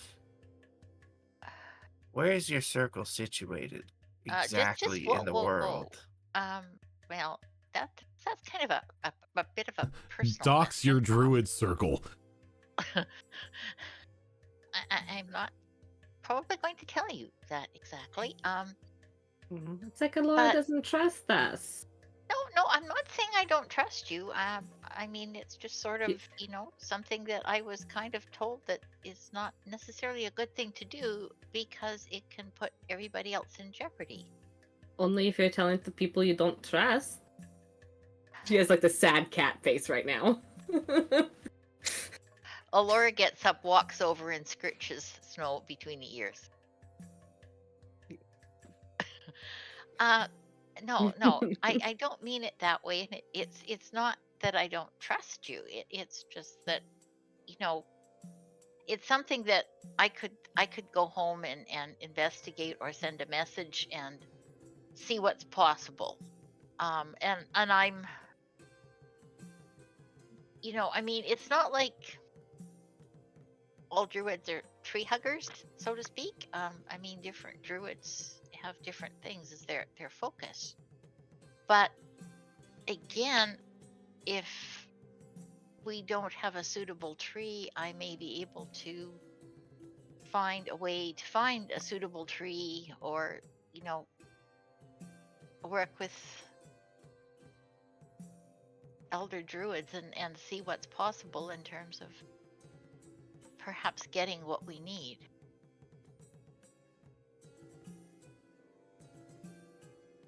Yeah, I mean that sounds like a good plan A. Like you might have those connections already. That would make that way easier. 'Cause initially, I was thinking, like I could try to maybe hunt down Dad's old circle because he was a druid, but they kicked him out, so they're like not on good terms. Also, they might all be dead because that was a long time ago, so I don't know if that would really work for us. If they were all druids, and they were all elder druids, they're probably. Well, I mean, he may have killed them all, so Oh. I don't know. Oh. I don't know everything he does. Just seems like the type of thing he might do. Oh my. But he wasn't happy about being kicked out, so. Well, still, I mean, oh. I hate to be personal, but your father doesn't sound like a very nice person. I'm not certain she feels safe at home. I feel safe at home. I would love to be at home right now. How can you feel safe? He possibly killed an entire druid circle? Yeah, but I mean, lots of people die, right? But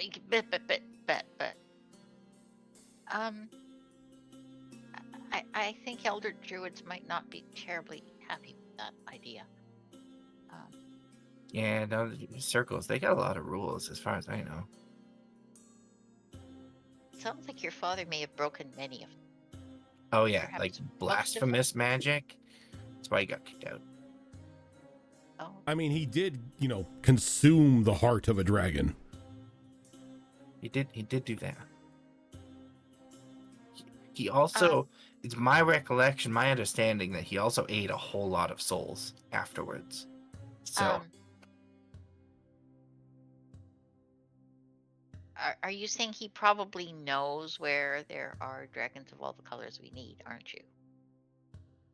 Oh, he probably knows lots of dragons, yeah, but I don't want to, tell him about any of this unless it's, literally the last resort. I'm sure we can find some dragons. But I'm that sure we could can, be yeah. sort of like Plan Z, for example. Yeah. So, if we can track down some dragons on our own, and you can reach out to your circle, see if they'd be willing to find a tree for us. I think we got some good leads to start with. Well, I mean, this may sound very naive, but sometimes, it's easier to get something if you can ask politely for it and have some kind of explanation than if you just take something. Although we do have a rogue that I suspect is rather good at taking some things. Would that be right, List?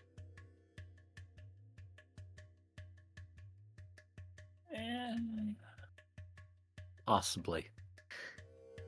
Every rogue I've come across never admits to it.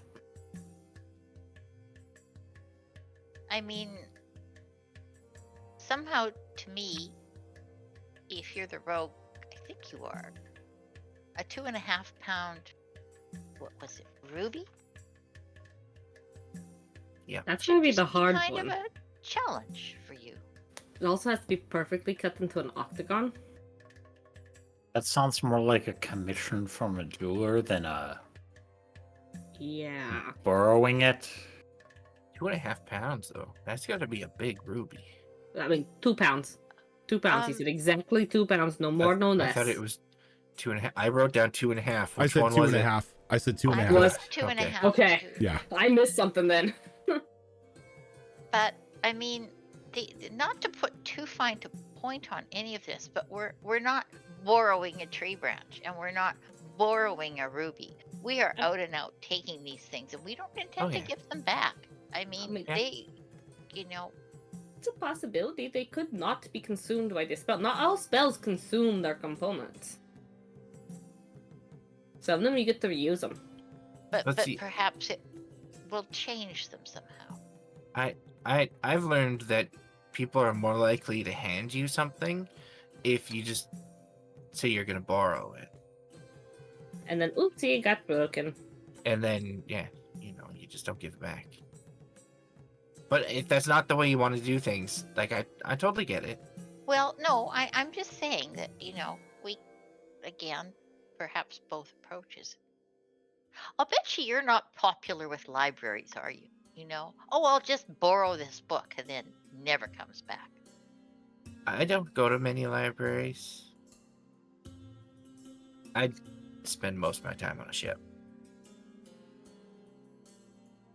I mean, to be fair, that silver book I might have taken from the library Uh-huh. when See what I mean? we were looking there's for a, Bastion. there's a trend here.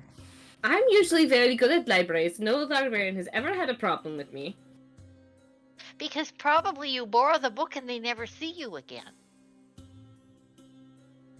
I mean, that's my problem. Like, we'll dock in a place, and if I go to the library and go, oh, I'm going to borrow these books, and I go back to the ship, we might sail off when I'm asleep.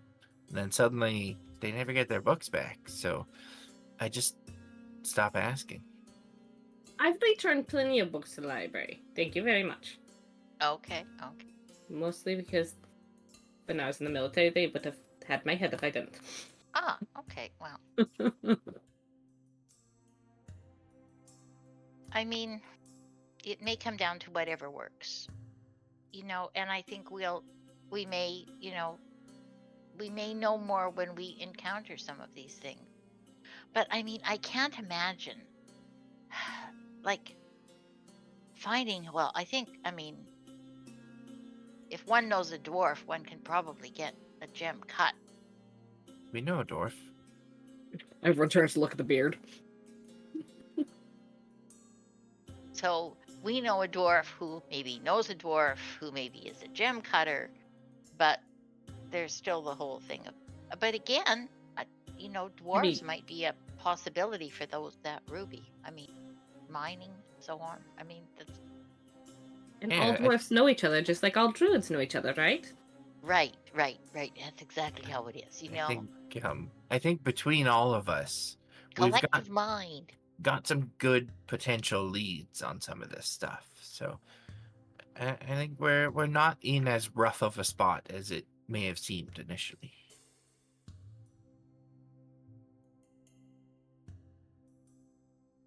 Of all the things that are listed here, Callista, is there anything that you can think of that would be easy for you, or how you would approach some of these things? Do you know people who know people? That seems to be important here. Be honest. Is there a most- rogues guild? No. Oh, That is the correct answer. No. What are you thinking? Most of the time, if I need things, I can either steal them or take them forcefully. So we could just send you out and you could bring back everything on the list for us? Because we need all of these things.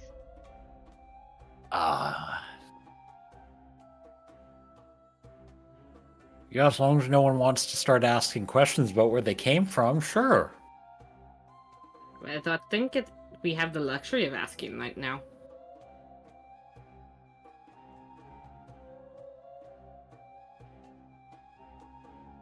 But also, I mean,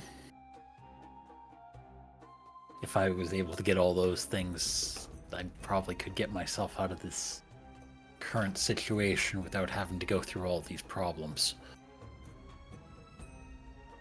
Fair point.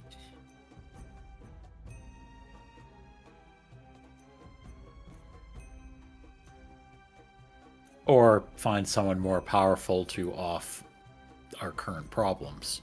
So, again, it's who you know, but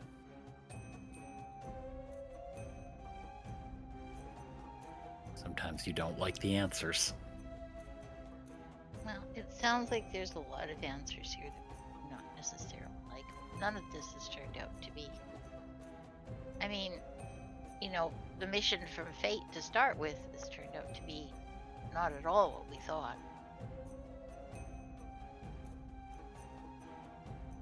Yeah, that was a bit of a miss. I mean, I really didn't have high hopes from mission from anyone who dictates themselves a minion of Fate anyways.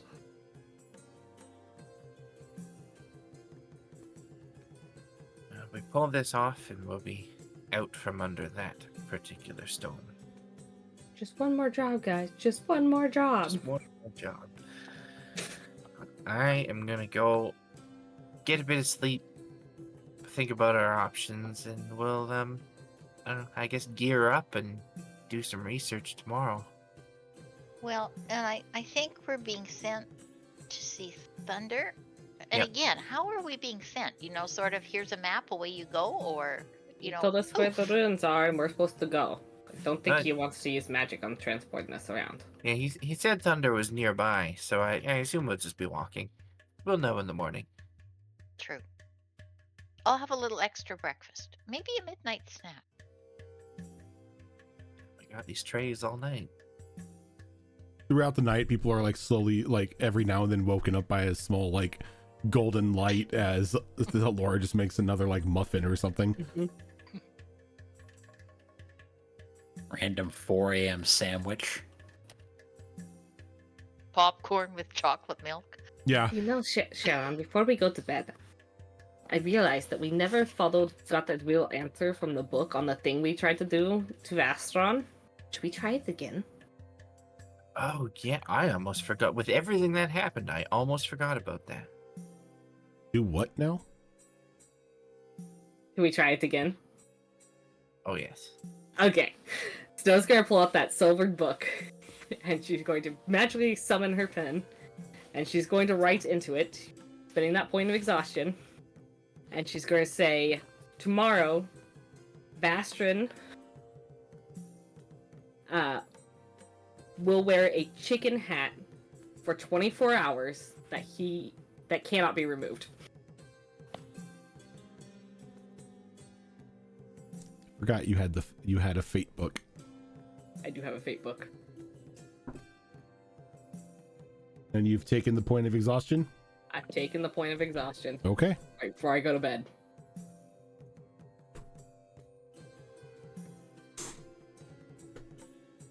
But we'll see how that works out in the morning. I hope it works. Okay. I really hope Yeah. it works. I want to see. Oh, I added a little bit on the end of it, so he can't take the hat off Good thinking. All right. all day. So, as everyone settles down for the night to get some sleep and multiple midnight snacks, let's go ahead and take a quick break here, and then we will come back for the morning part of the adventure. Let's say those guys will be back in about like 5-10 minutes.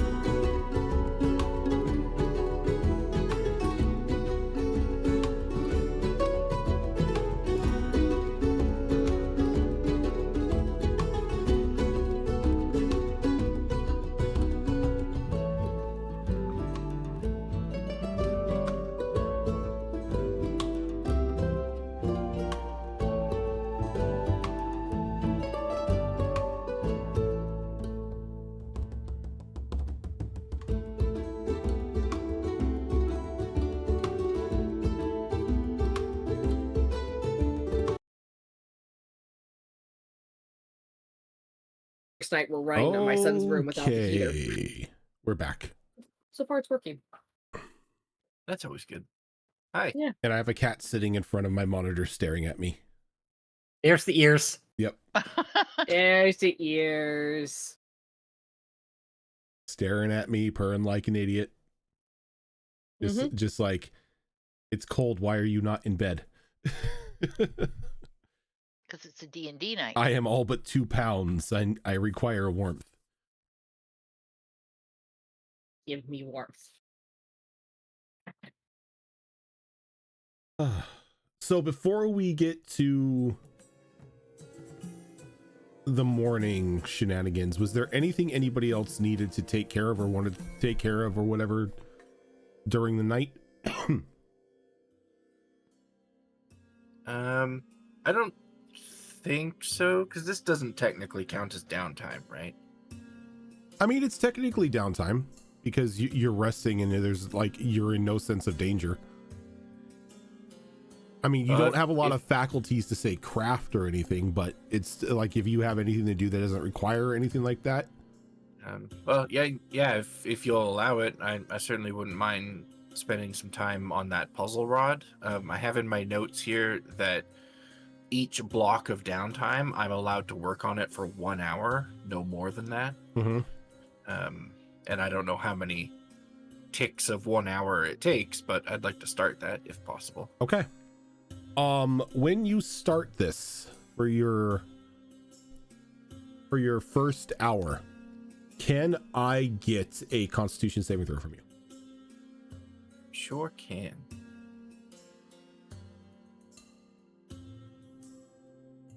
Yeah, 15. 15. Okay. So this puzzle rod is strenuous, to say the least. Like, it taxes you both physically and mentally, having to like try to like assemble the rod itself and keep it in its keep it in the formation that you're sort of working with. As you go through your first hour this time around, can I get an intelligence check from you? Yeah, this is where we're in trouble. Yeah, that's an 8. An 8. So you spend this hour twisting the rod, moving pieces around on it, stacking like things on top of it, just trying to assemble it. And it gets to the point to where you've turned it a little bit too much, or you didn't have it in the right spot, as it completely resets back down to step 1. Ouch. So far, like with your first hour, you have made no progress on the rod. Okay, and Sharon probably goes to bed quite upset and angry that she just got her butt kicked by an inanimate object. Gotta watch out for those rods.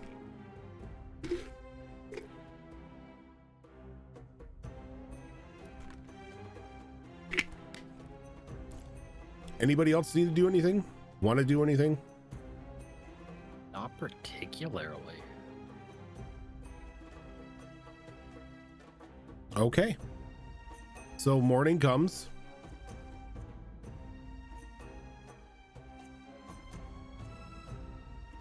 Sharon, you feel a little exhausted, but not too much to the point to where it puts a point of exhaustion on you. Though you kind of feel a bit of a like mental and physical fatigue from, just see Evie's ears popping up and down, from the puzzle that you worked on last night.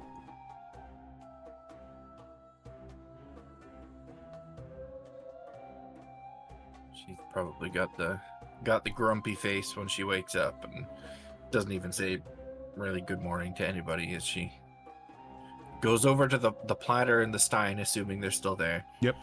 And apparates some breakfast.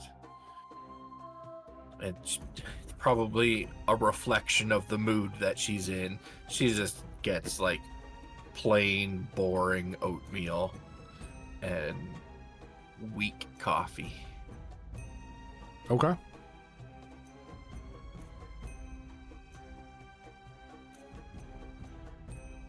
And as you like the rest of you slowly but surely come to, Ventrin walks in, sort of with a very exhausted, not Ventrin, Vatstrin walks in the room with a very like exhausted look on his face. Well, it worked. I am now in control of your debts.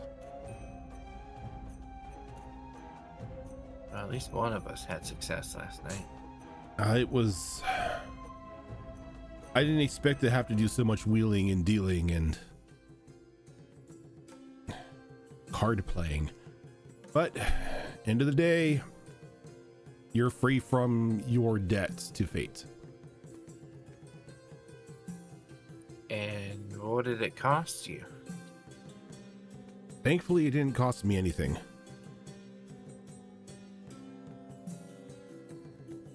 Oh. There we go. Let's say Gil. Just decided to stop. What's that? Discord just decided to stop. Oh. So like I heard that Bastard walked in the room and then Discord's like, no. TLDR, he was able to pretty much claim ownership of your debt. It didn't really cost me anything, thankfully. On the bright side, those of you who were missing them should now be in full control of your souls once again. Things are looking up for us, I guess. I mean, control of our souls, that's a good thing. We just have a, monumental task to perform now. Oh, that's Multiple fine. monumental tasks. Does Bastard have a chicken hat on his head? As you get up, your eyes go right to him, and you're just like rubbing your eyes, and sure enough, he has this large plumed chicken hat on his head that just says, like, in big like gold letters across the top, clucking about. Nice. So Snow's going to attempt not to make a face at anything being said right now because that's the only way she's not going to laugh at the hat. Don't know how successful she is, but she is not. She's attempting not to make a face.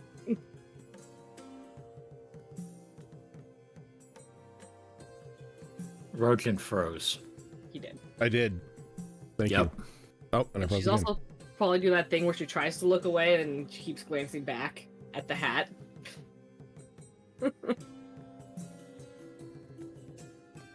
But she's going to get some nice like lobster biscuits and another warm glass of milk and probably just some like eggs and other various breakfast items. Okay. And then keep looking at the hat every few seconds. Oh, and it's not a small hat. It's Is like this like novelty hat size? it is a full-on carnival novelty hat. So it's almost the size of him. Got it. Because I've clearly got Monster Hunter on the brain, I'm imagining like the Wiggler hat, Yeah, kind of like but that. a chicken. Yeah. Maybe not as many like bone animation it has like when it's moving and everything, but yeah, it's like something that you definitely can't miss. Everyone, I imagine, is trying not to make eye contact with them as they talk to them. Were we all in on this? We all know. I think the only ones who knew about it, like specifically, were Snow and Charon. Mm-hmm. Okay, so Alora is going to just really be struggling to like figure out what's going on, like looking hat and looking at everybody else, not looking at his hat and trying to make sense of it. In the meantime, she has a breakfast that looks like the Four Seasons. It's a smorgasbord on a holiday. and she's tucking into that. Okay.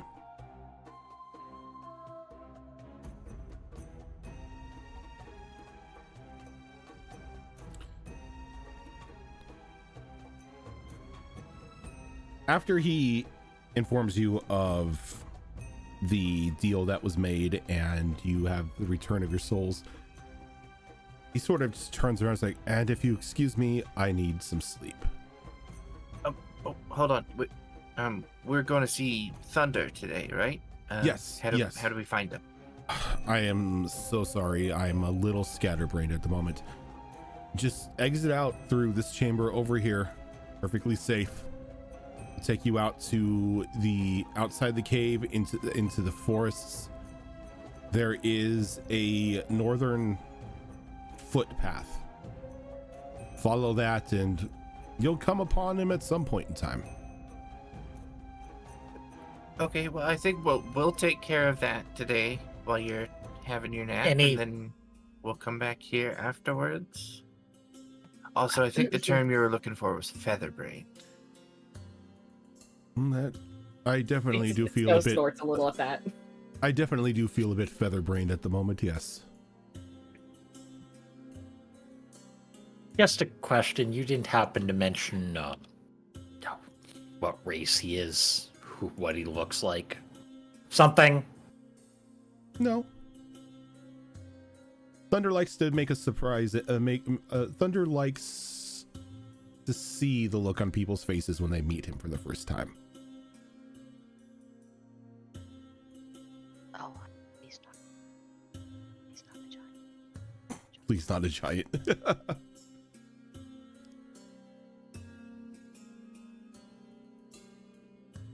Well, I don't think we'll hold you up any longer. We'll finish our breakfast here and then head out afterwards. You mentioned you had set a bunch of traps and stuff. Do we have to worry about those? He shakes his head. He's like, "Oh no, the traps are in a different portion of the cave. The exit that I told you about is perfectly safe. It's how I come and go when I need to." Okay, perfect. Okay. So it definitely looked like she was going to ask a question and just decided she did not. She was over it. Probably got a little distracted by the hat. Keeps getting distracted by the hat. Yeah.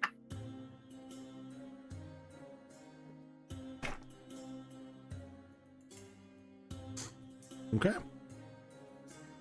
So after your breakfast and everything, is the plan just to leave? Yes. Yeah, I think so. Go see this Thunder fellow, see if we can impress him.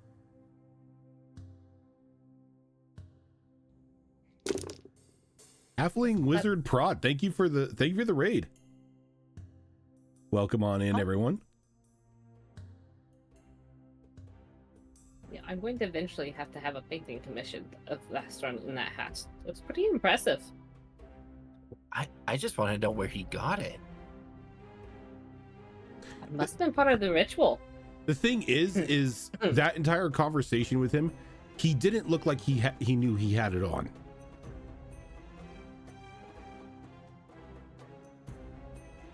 It must be a piece of the ritual, and maybe he forgot to take it off before he left. That seems reasonable. Do you think? Because he said that he had to do some like bargaining and like card playing. Do you think he was wearing the hat the whole time? Oh god, I hope so. It's his lucky card hat. I mean, depending on when timing started and what, it could be that he was wearing it. That book is the best thing that's ever happened to us. It really is. Well, I've had my breakfast. Are we ready to go? Sure. I'll just pack up a couple muffins. Good. He did say we had to leave these here, correct?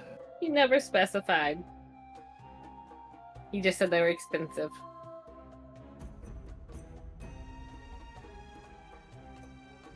And he said we could use them. It was implied we could use them while we were here. He never said it.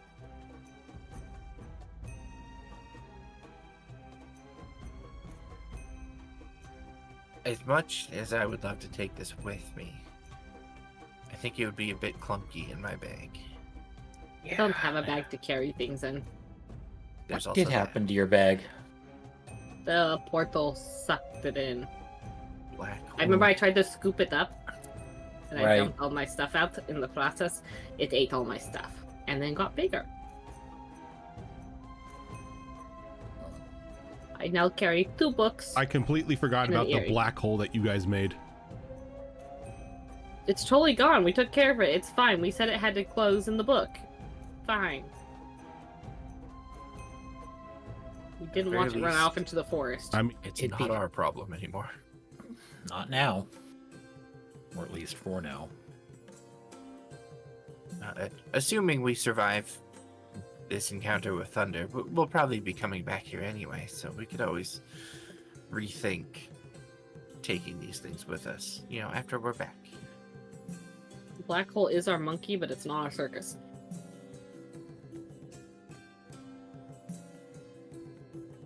Yeah, I don't have a way to carry it, although I really want to take this stein with me.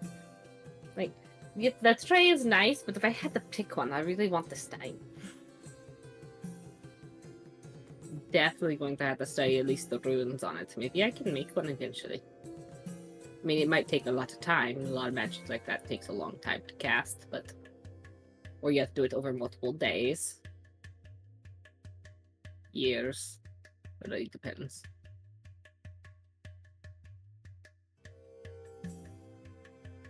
You're muted? yep, I'm muted. You're not even sure where to begin on that one. Yeah, I figured she had no clue.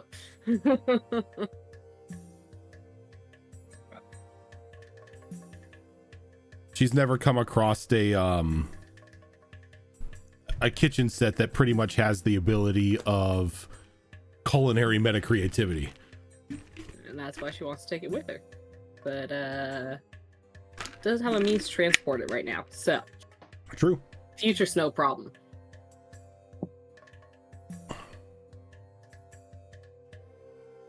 Are we ready to head out? No, Laura, even did you if get all we your had- snacks? I think so, but you know, even if we had just one of these, we could share it. Just saying.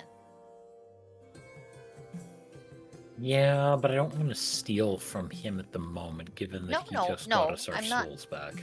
I'm not saying right now, but maybe it could be part of our final bargaining with him. The option's Perhaps.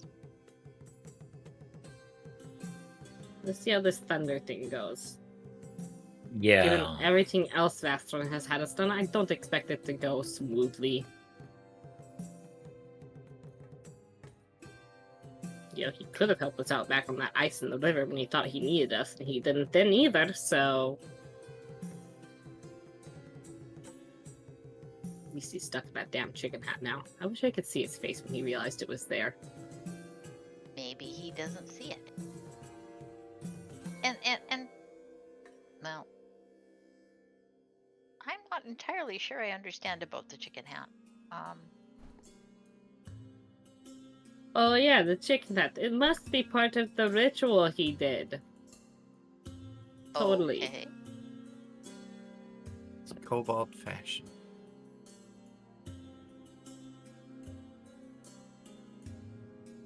Well, if you say so. But it doesn't seem a terribly serious thing for somebody who's doing serious things. I can't imagine that Fate been impressed with the Fate minion. But Maybe he was using it for intimidation Or maybe purposes. or Fate- distraction. I mean, fate it's very made him wear distracting. it. Maybe fate made him wear it. Well, then I wouldn't say he came out with good part of the bargain. He lost one too many hands at cards. That was his punishment. I like that one. I still want a painting of him in it.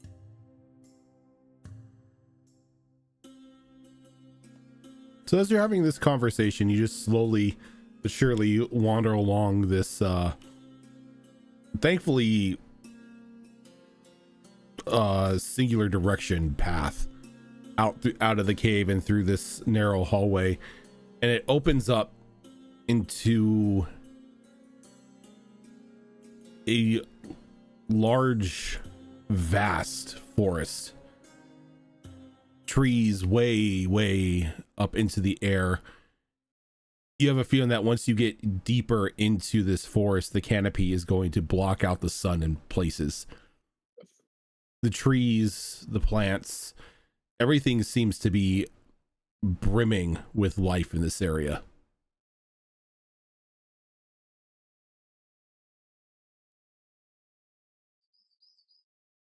As you walk out into this forest, who is taking point? Oh God.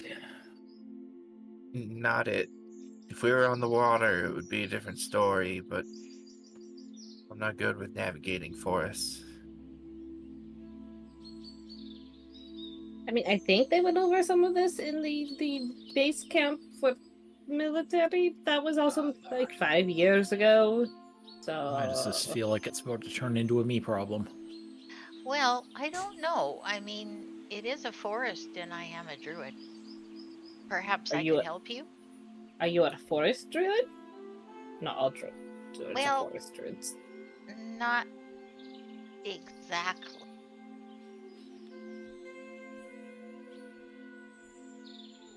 But I'm not sure I can even help. No, it sounds like Callista's leading us. Liz never really led us too far astray yet. If that's what we think, okay. I'm pretty sure Callista got you lost at least once. I think so, yeah. Hey, if I no said one too remembers, far astray. So if no one remembers, it is not my problem. we made it there in the end. Just took a few extra hours. Yep. I'm absolutely. Look, it's better than what Snow would do. Listen, Snow might just ask her book. Guide book me, talks. book. That might happen. The book talks. It talks back to me. Don't worry about it.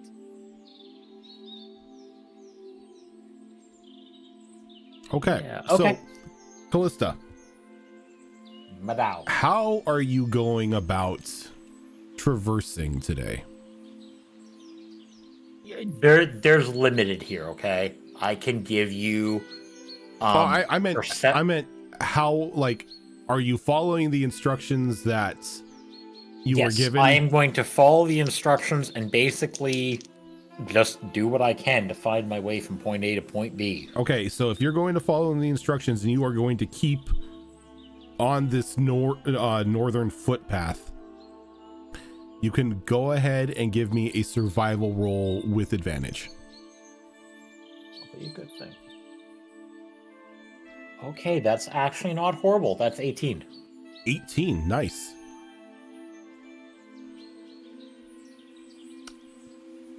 What is everyone's passive perception?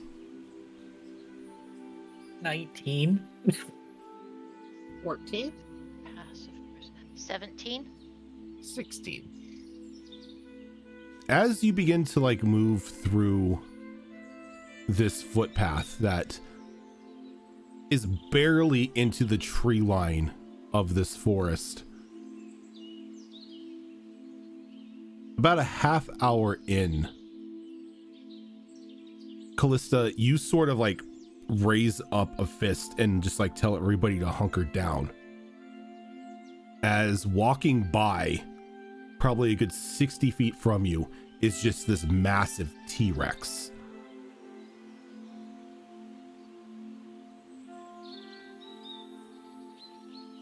I think Discord got Raven again. Oh no. Oh no. I think Raven has been discorded. Are we just taking turns tonight? I'm Is that what's physically here. Yeah, Your we screen's can frozen. But hear you. We Not just a terrible can't picture, though. see you.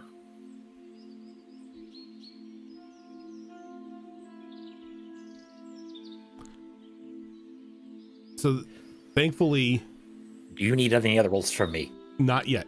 No. So, as you hunker down, you see this T-Rex walking by.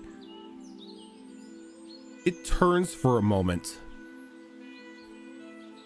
And heading deeper into the tree line, you begin to see the scales and skin on this creature begin to sort of morph as it takes almost like a chameleon-like appearance and begins to blend with its surroundings. And as soon as you see in it, as soon as it's gone. And I say that and Raven disappears. oh no. He went, nope. He's like, no, I don't think so. Well, it's just disappearing just as well as that chicken, that T-Rex I mean, is. yeah, that's I think a pretty fair response to a invisible T-Rex. A T-Rex with If a chameleon T-Rex can go capabilities. invisible, I can go invisible too.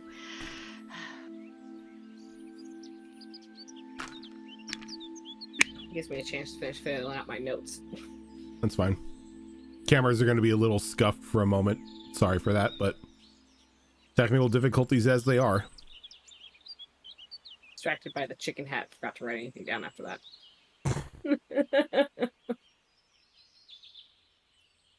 So we will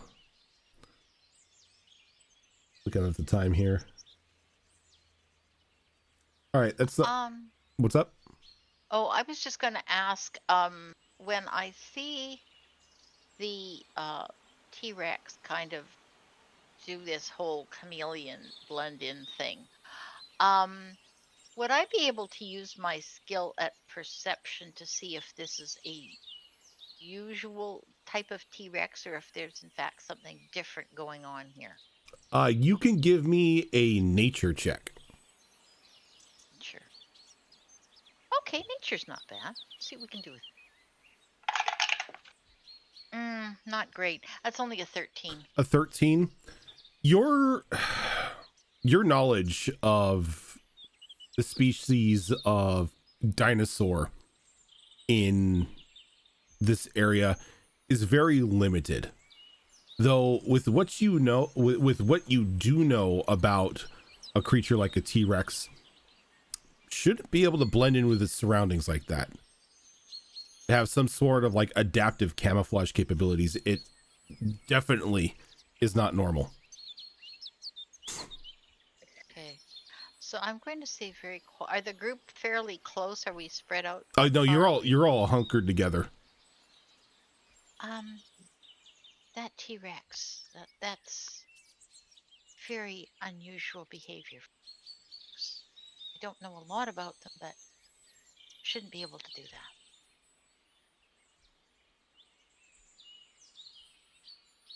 I think that may be the T-Rex that we're looking for, so to speak. You were looking for a T-Rex? I thought you were looking for thunder. Oh, do you think that is thunder?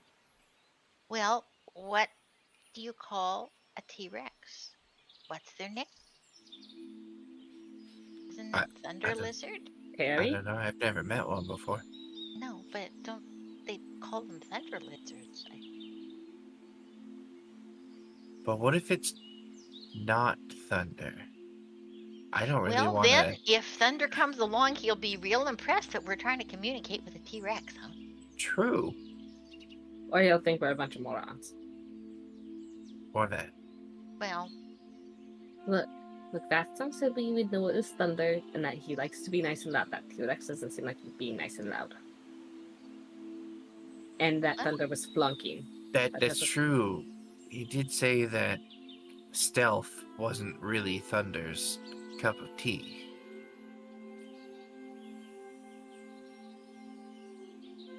But I really think we should continue to the ruins. nothing ventured, nothing gained. Why don't we? I don't want to pick a fight with the T-Rex. They tend to eat first.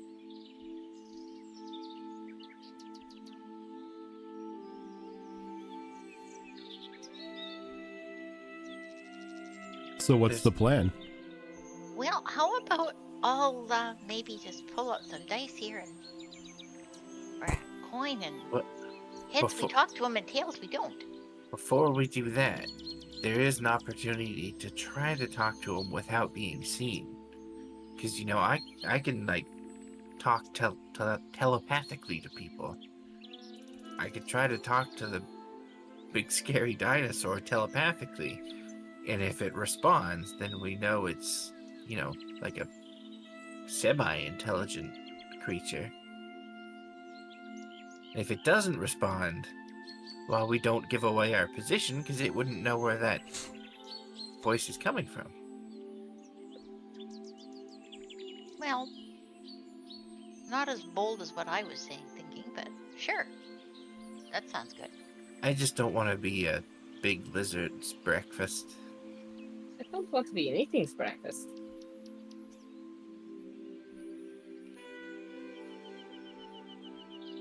So can I actually still see the T-Rex, or has it, like, vanished at this point? Give me a perception check.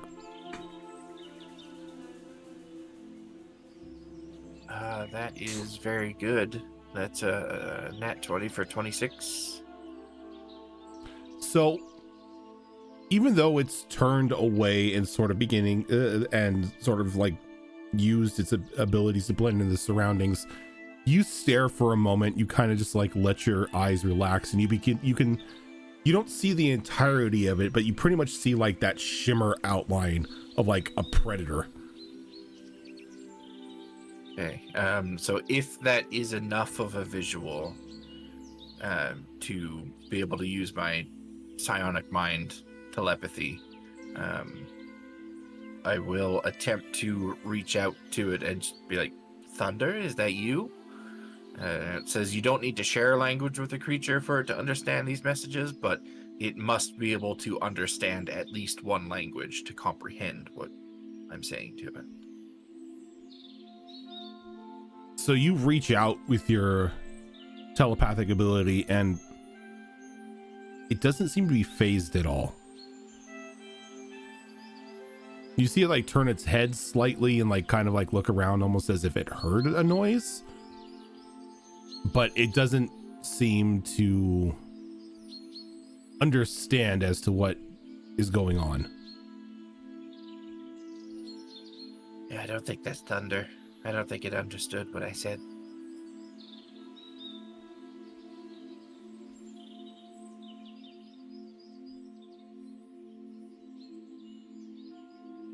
I think we need to very, very quietly keep moving down the path, maybe? Yeah. Or do we want to sit here and wait till it leaves the area?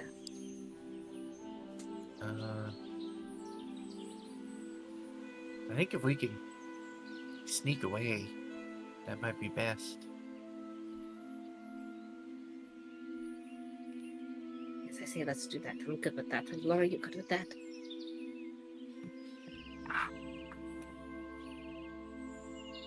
Okay, can I get stealth checks from everyone? We'll make this a group stealth check. Come on, group, I'm counting on you. You can't count on me, by the way. What'd you get? I got an 11. Fun. 23? Okay. 15. Oh, just a minute. Stealth. Hang on. Yeah, 15, and then Raven just yelled 29. Okay. Thankfully, so he's obviously hearing what's going on. He just doesn't seem to be logged into Discord. probably watching the stream like on a phone.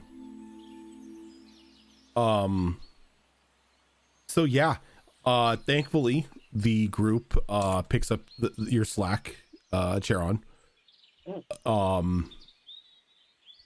And you begin to just like slowly just creep down the pathway. And you continue on for probably about a good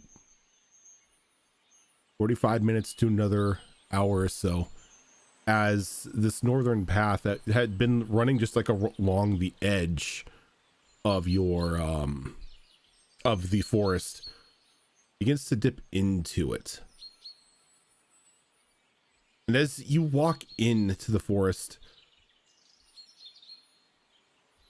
the smell of just like ripe and just lush vegetation is everywhere.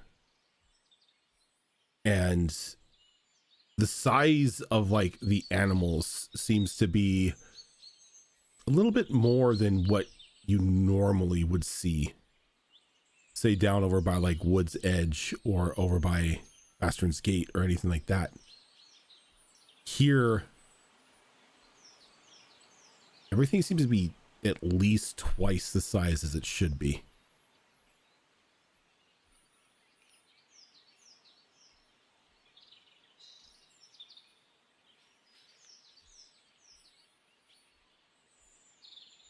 And as you go on, you begin to hear the cracks and pops of a campfire. Probably about a good 60 feet up the road.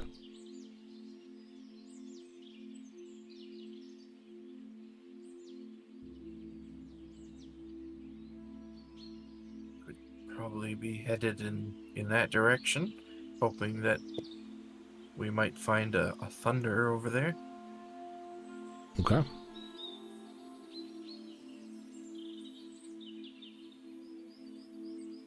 Are you just approaching it normally, or are you trying to be quiet? I vote for trying to be quiet, just in case it's not thunder. I'm fine with being quiet.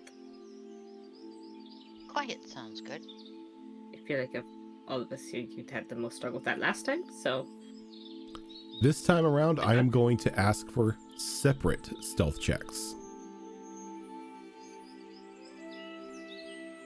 Is it still like super cold out, like it's winter, or... is it Around, warm no, right now? here is temperate. There's, Okay, Oh, no. so we would have dropped our snow gear, then yeah, probably left it Like- back at...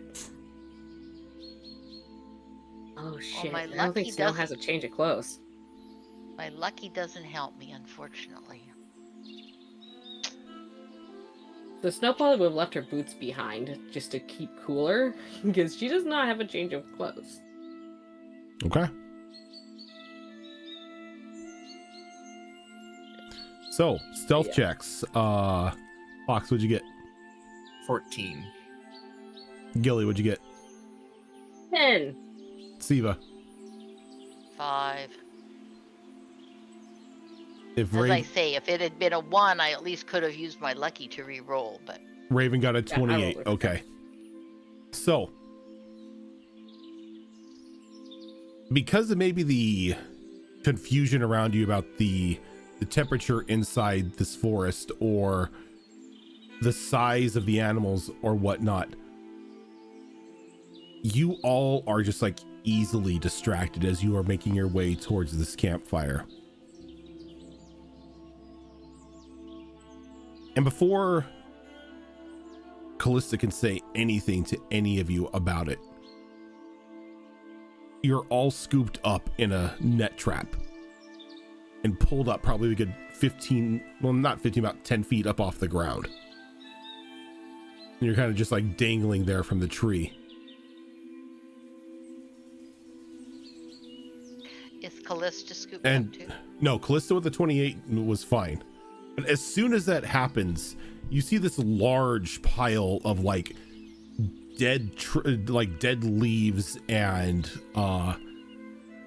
just like loose dirt and mud just explode out as this giant individual sort of just leaps up out of the mud, a giant spear in his hand, and he's just like, ha ha, oh shit, what the, yo, sorry about that. Please don't skewer us. No, I don't eat you.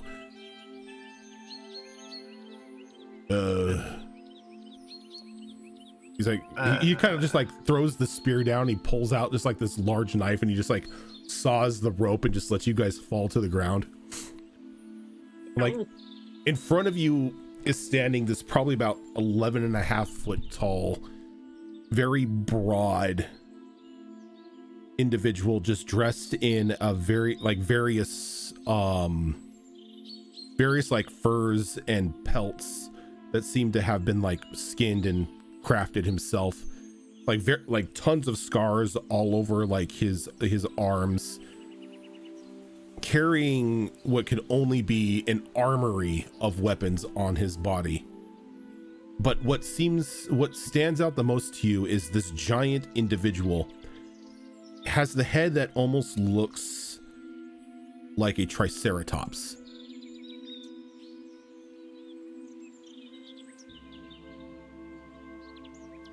Like he's just got like deep brownish skin that has just caked in mud, and what it looks to be like berry or like sap stains, and it just looks like he's just tried to like camouflage himself as best as he could.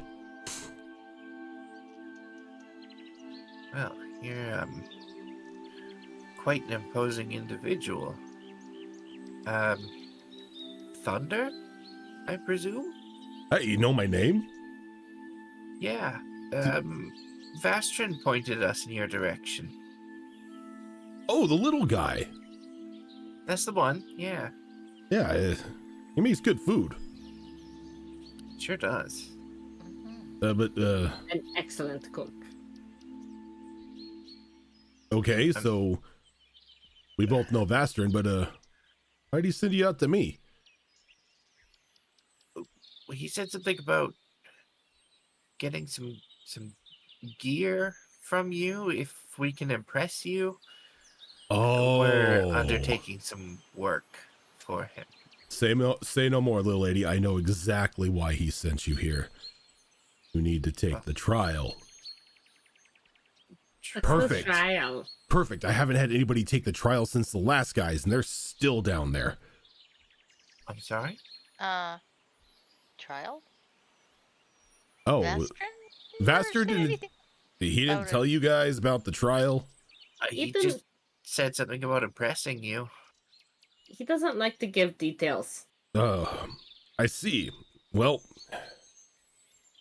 trial. Let's just say that if I had a book and I was putting little black marks in it, or I had a sword, or in fact just my staff and I was putting little notches in it every time Vastrin didn't kind of tell us the whole truth, No, I don't feel so my bad about staff the wouldn't chicken be hat. in the best shape now. He's a little featherbrain. He is He- a little featherbrained. I mean, little guy's got a lot on his plate, but I don't think he lied to you. I don't really tell him what the trial's about either, you know. So the whole impressed me thing, that tracks. But yeah, come with me. We can talk and whatnot along the way. Oh, we have one more. I don't know where she went. Just kind of vanished. Oh, the one that evaded the trap. Yeah, sorry about setting that off, by the way. Oh no, that's what it's there for. Well, technically I was trying to hunt a dire anaconda, but you kind of triggered that trap. Well, Snake. I didn't see a dire anaconda, but we did see a dire T-Rex. Yeah. Oh, It Clarence. disappears. Camouflage. Yeah, Yeah. Clarence is cool. I don't screw with Clarence. Yeah. He became invisible. Yeah. Kind of just shimmered away, very un-T-Rex like Clarence is. The forest around here, it's not normal if you can't tell. Kind of makes everything bigger. Yeah, I can notice that. I mean, I don't have a lot of experience with forests like this, so I didn't really know if it was normal or not, but everything seems real big, lush, full of life. Yeah, Also really hot in here. oh, you guys Our wizard. came from the winter, didn't you? Yeah. and some of us Oh. forgot to bring changes of clothes, it seems. I didn't forget. Okay, that's Black fine. hole. that's fine. I have plenty of clothes back at camp from people who failed the trial before. So, you know, you can take your pick. Okay. They weren't wearing them when they failed the trial, were they? I cleaned them. How What- well? Happened to the people that used to be in them? Well, they're decorations for the trial now. Great. Oh, I see. Oh. I'm beginning to understand now. I don't want to understand. The trial's fine. It's fun For whom? for everyone. Fun for the whole family. Has What? anyone that What's the mortality rate of your trial? did the trial said it was fun? I mean, those who came out, you know, were happy because of the reward that they got. So low mortality rate. Would those people have possibly left around a bag as well? I don't have anything to carry my current clothes in the whole 8 Oh, back don't to. worry. I got a ton of backpacks back at camp. Backpacks, bed rolls, water skins. As long as you don't have Clothes. any that, you know, lead to a different plane, with horrifying beings that come out of the bags at night, then we're fine. No, it's just a backpack that holds stuff. Okay, we've had a bad experience. Had a few bad experiences. Gotta say, you're kind of the weirdest people that have been sent to me, but hey, who knows? Maybe weird is what gets you through the trial. I guess We we'll hope find out. so. We like to think it is endearing. Sure, why not? Go with whatever you have. Anyway, rules about the trial. You die in the trial, you die in real life. And then you become decorations for the trial, and I get your stuff. Okay. Can't really tell you much about what's down there because the ruins sort of change and shift to the individuals who go into it. But the end goal, if you get to the end, you get to meet with him. Oh, Can we be a little more specific? Don't know really what to call him, but he's silvery. He looks like liquid silver. When I talked to him, you know, and he gave me all my cool gear and everything like that, we sort of became friends, and I sort of became the ringmaster for his trials. so it's a ruin that's constantly changing, has a high mortality rate, but there's lots of treasure at the end. Well, there's the potential for treasure at the end. There's a silver man at the end. There's a silver man at the end. Let's go with that. So our goal is to make it through the ruins to find the silver man. Yes, and not die. Got it. I mean, it kind of does sound like fun. Do we get to go through together as a group? I would hope so. You'd have to be insane to go. Well, you have to be insane or be me to go down there alone.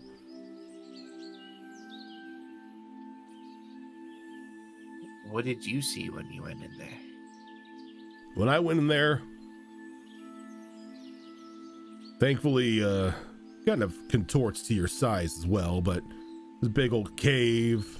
I went through a maze, fought a bunch of monsters, jumped over a pit that was screaming at me, and then I had to fight weird looking guy. Body of a dude, arms of a dude, 2 dragon heads. It was weird, but fun. Yeah, that sounds weird. Oh, it was super weird. I don't much like the idea of the screaming pit, so hopefully we won't get that one. Yeah, you ever come to a pit and it's just screaming at you to jump? Very Can't say I demoralizing. have. Yeah, I can't say I have, no.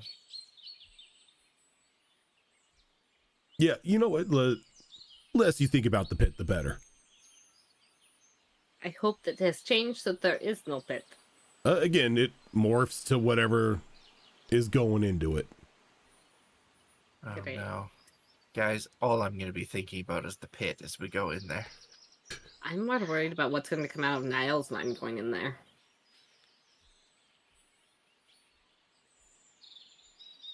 Explosions everywhere! An I don't know. astral dreadnought with 3 guns.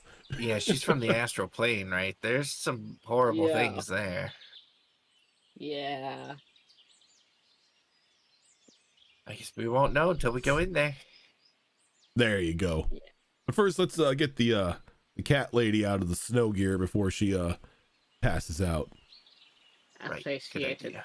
And he takes you back. He takes you back into his camp, and it's you could just see like this enormous snake kind of just like pinned to a wall, not pinned to a wall, but pinned to a tree, just with a giant spear in its mouth that's kind of hanging there. He's got it's like it's cut open. He's kind of just like drying it out.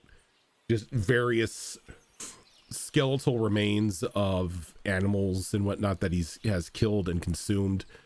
And then off over into one corner, neatly set up is just a bunch of folded clothes, a couple treasure chests just full of random gear, backpacks. Just it just stands out, and it just says "Free crap of the fallen." I'll start going through that. Obviously, clothes bag being priority. Anything else I could use. However, she will keep an eye out if anyone's left behind spell books. So anything that's resembling weaponry, including spell books, not here.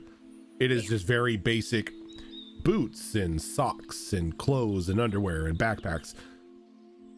Just the basic mishmash of quasi-adventuring gear.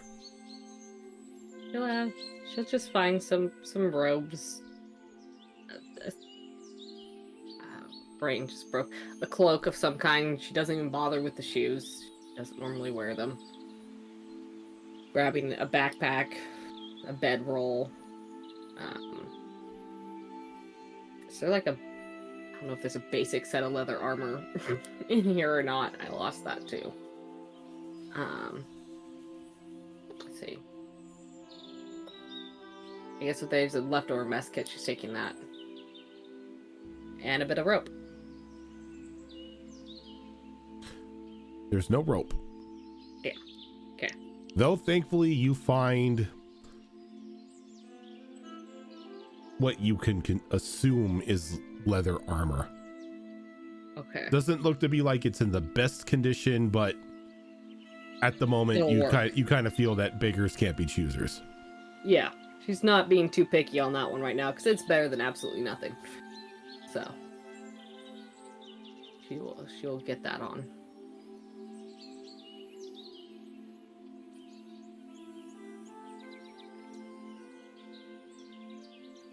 And if she can find a comb in there, she's finding a comb as well.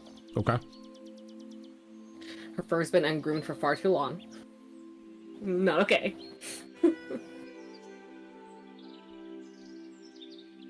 And as you're doing this, Thunder's like over near just this giant stone brazier as he starts like throwing logs around it, just setting up like a fire.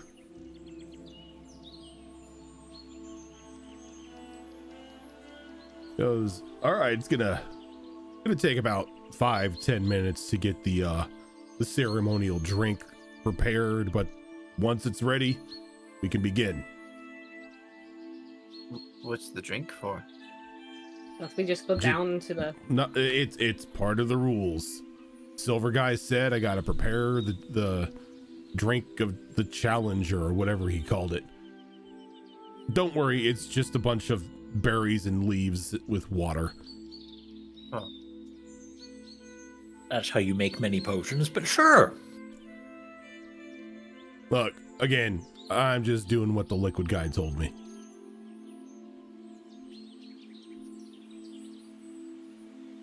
So, how many people in, let's say, the last year how many people have attempted this trial? Well, and he kind of like reaches down and picks up a book and opens up. There have been, in the past year, about 30 people that have tried this. Well, a collective of 30 people. Couple groups And, ranging bigger and smaller. How many have claimed the prize at the end? 2 people. Oh, That sounds Both sole survivors. terrible. although slightly better odds than I was expecting, honestly. Yeah, but keep in mind that the trial isn't something that's advertised. The trial sort of chooses you and kind of lures you here, and then you make the decision if you want to drink the funky liquid and go do the trial, or leave knowing you'll never be able to experience such glory anymore. Have people actually like gotten to this point and then just decided not to do it? A couple of them. Huh. Don't know what happened to them, but not my job to know. Maybe Clarence happened to them. Nah, Clarence is okay. I mean, as long as you don't try to go pick on him or get anywhere near him, he leaves you alone. I did try to talk to him, but I don't think he understood. Can't talk to a T-Rex. They ain't that smart. It was worth a try. But yeah, give me a couple minutes here. I'll get this weird liquid prepared for all of you, and you can I'll jump into what may be your impending doom. Yeah, okay, I'm on board. Cool. Wouldn't have come this far if we weren't, I suppose. Worst thing that happens is we die. Yeah. Yeah. Then that we don't have to seems, worry about all that other shit. True. Like that kind of seems to be like the potential result of everything we're doing mainly. Is, you know, if we fail, we die. But I guess that's just adventuring, right? I've never been an adventurer before, so I don't know. Yeah, I mean, it's the same thing as going on a hunt. If you fail, you're probably going to die. Yeah.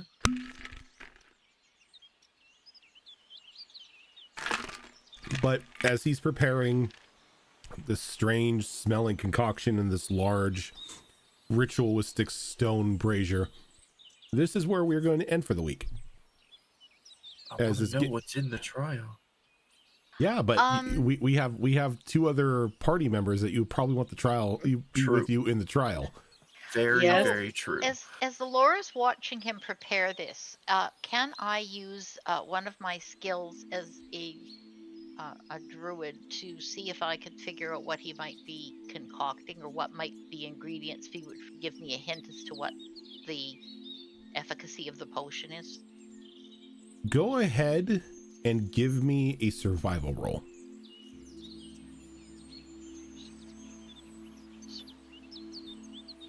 Be worse. Oh, okay, that's a 23. Every one of these, like, you can't see what he's throwing in here. Blue Phoenix RPG, thank you for the raid. Everything that he's throwing into this concoction, you're not really sure what they are, but everything that's coming, the smells that are coming up from this brazier just scream toxicity.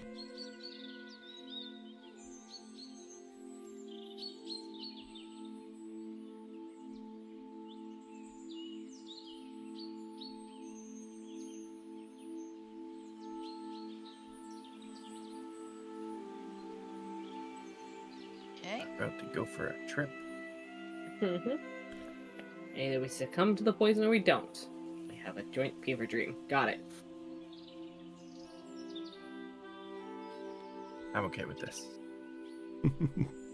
So I will share that information with the group so that they have a sense that what we may experience may not exactly be reality. Which might explain the screaming pit. It might. Mm. Honestly, at this point, I think it's just. Yeah. I'm not happy with this, but this is where we're at. Well, perhaps if we think happy thoughts as we're drinking the potion. I mean, I'll try, but I just keep thinking about that pit. That's not good, Chair. Don't think about it. Now I'm thinking about it even more. You know, once I drink that potion, no matter what it tastes like, I'm probably going to start thinking about how much I wish it was milk. So Ghost good luck. Light Games, thank you for that raid. Oh! I'm going to want milk.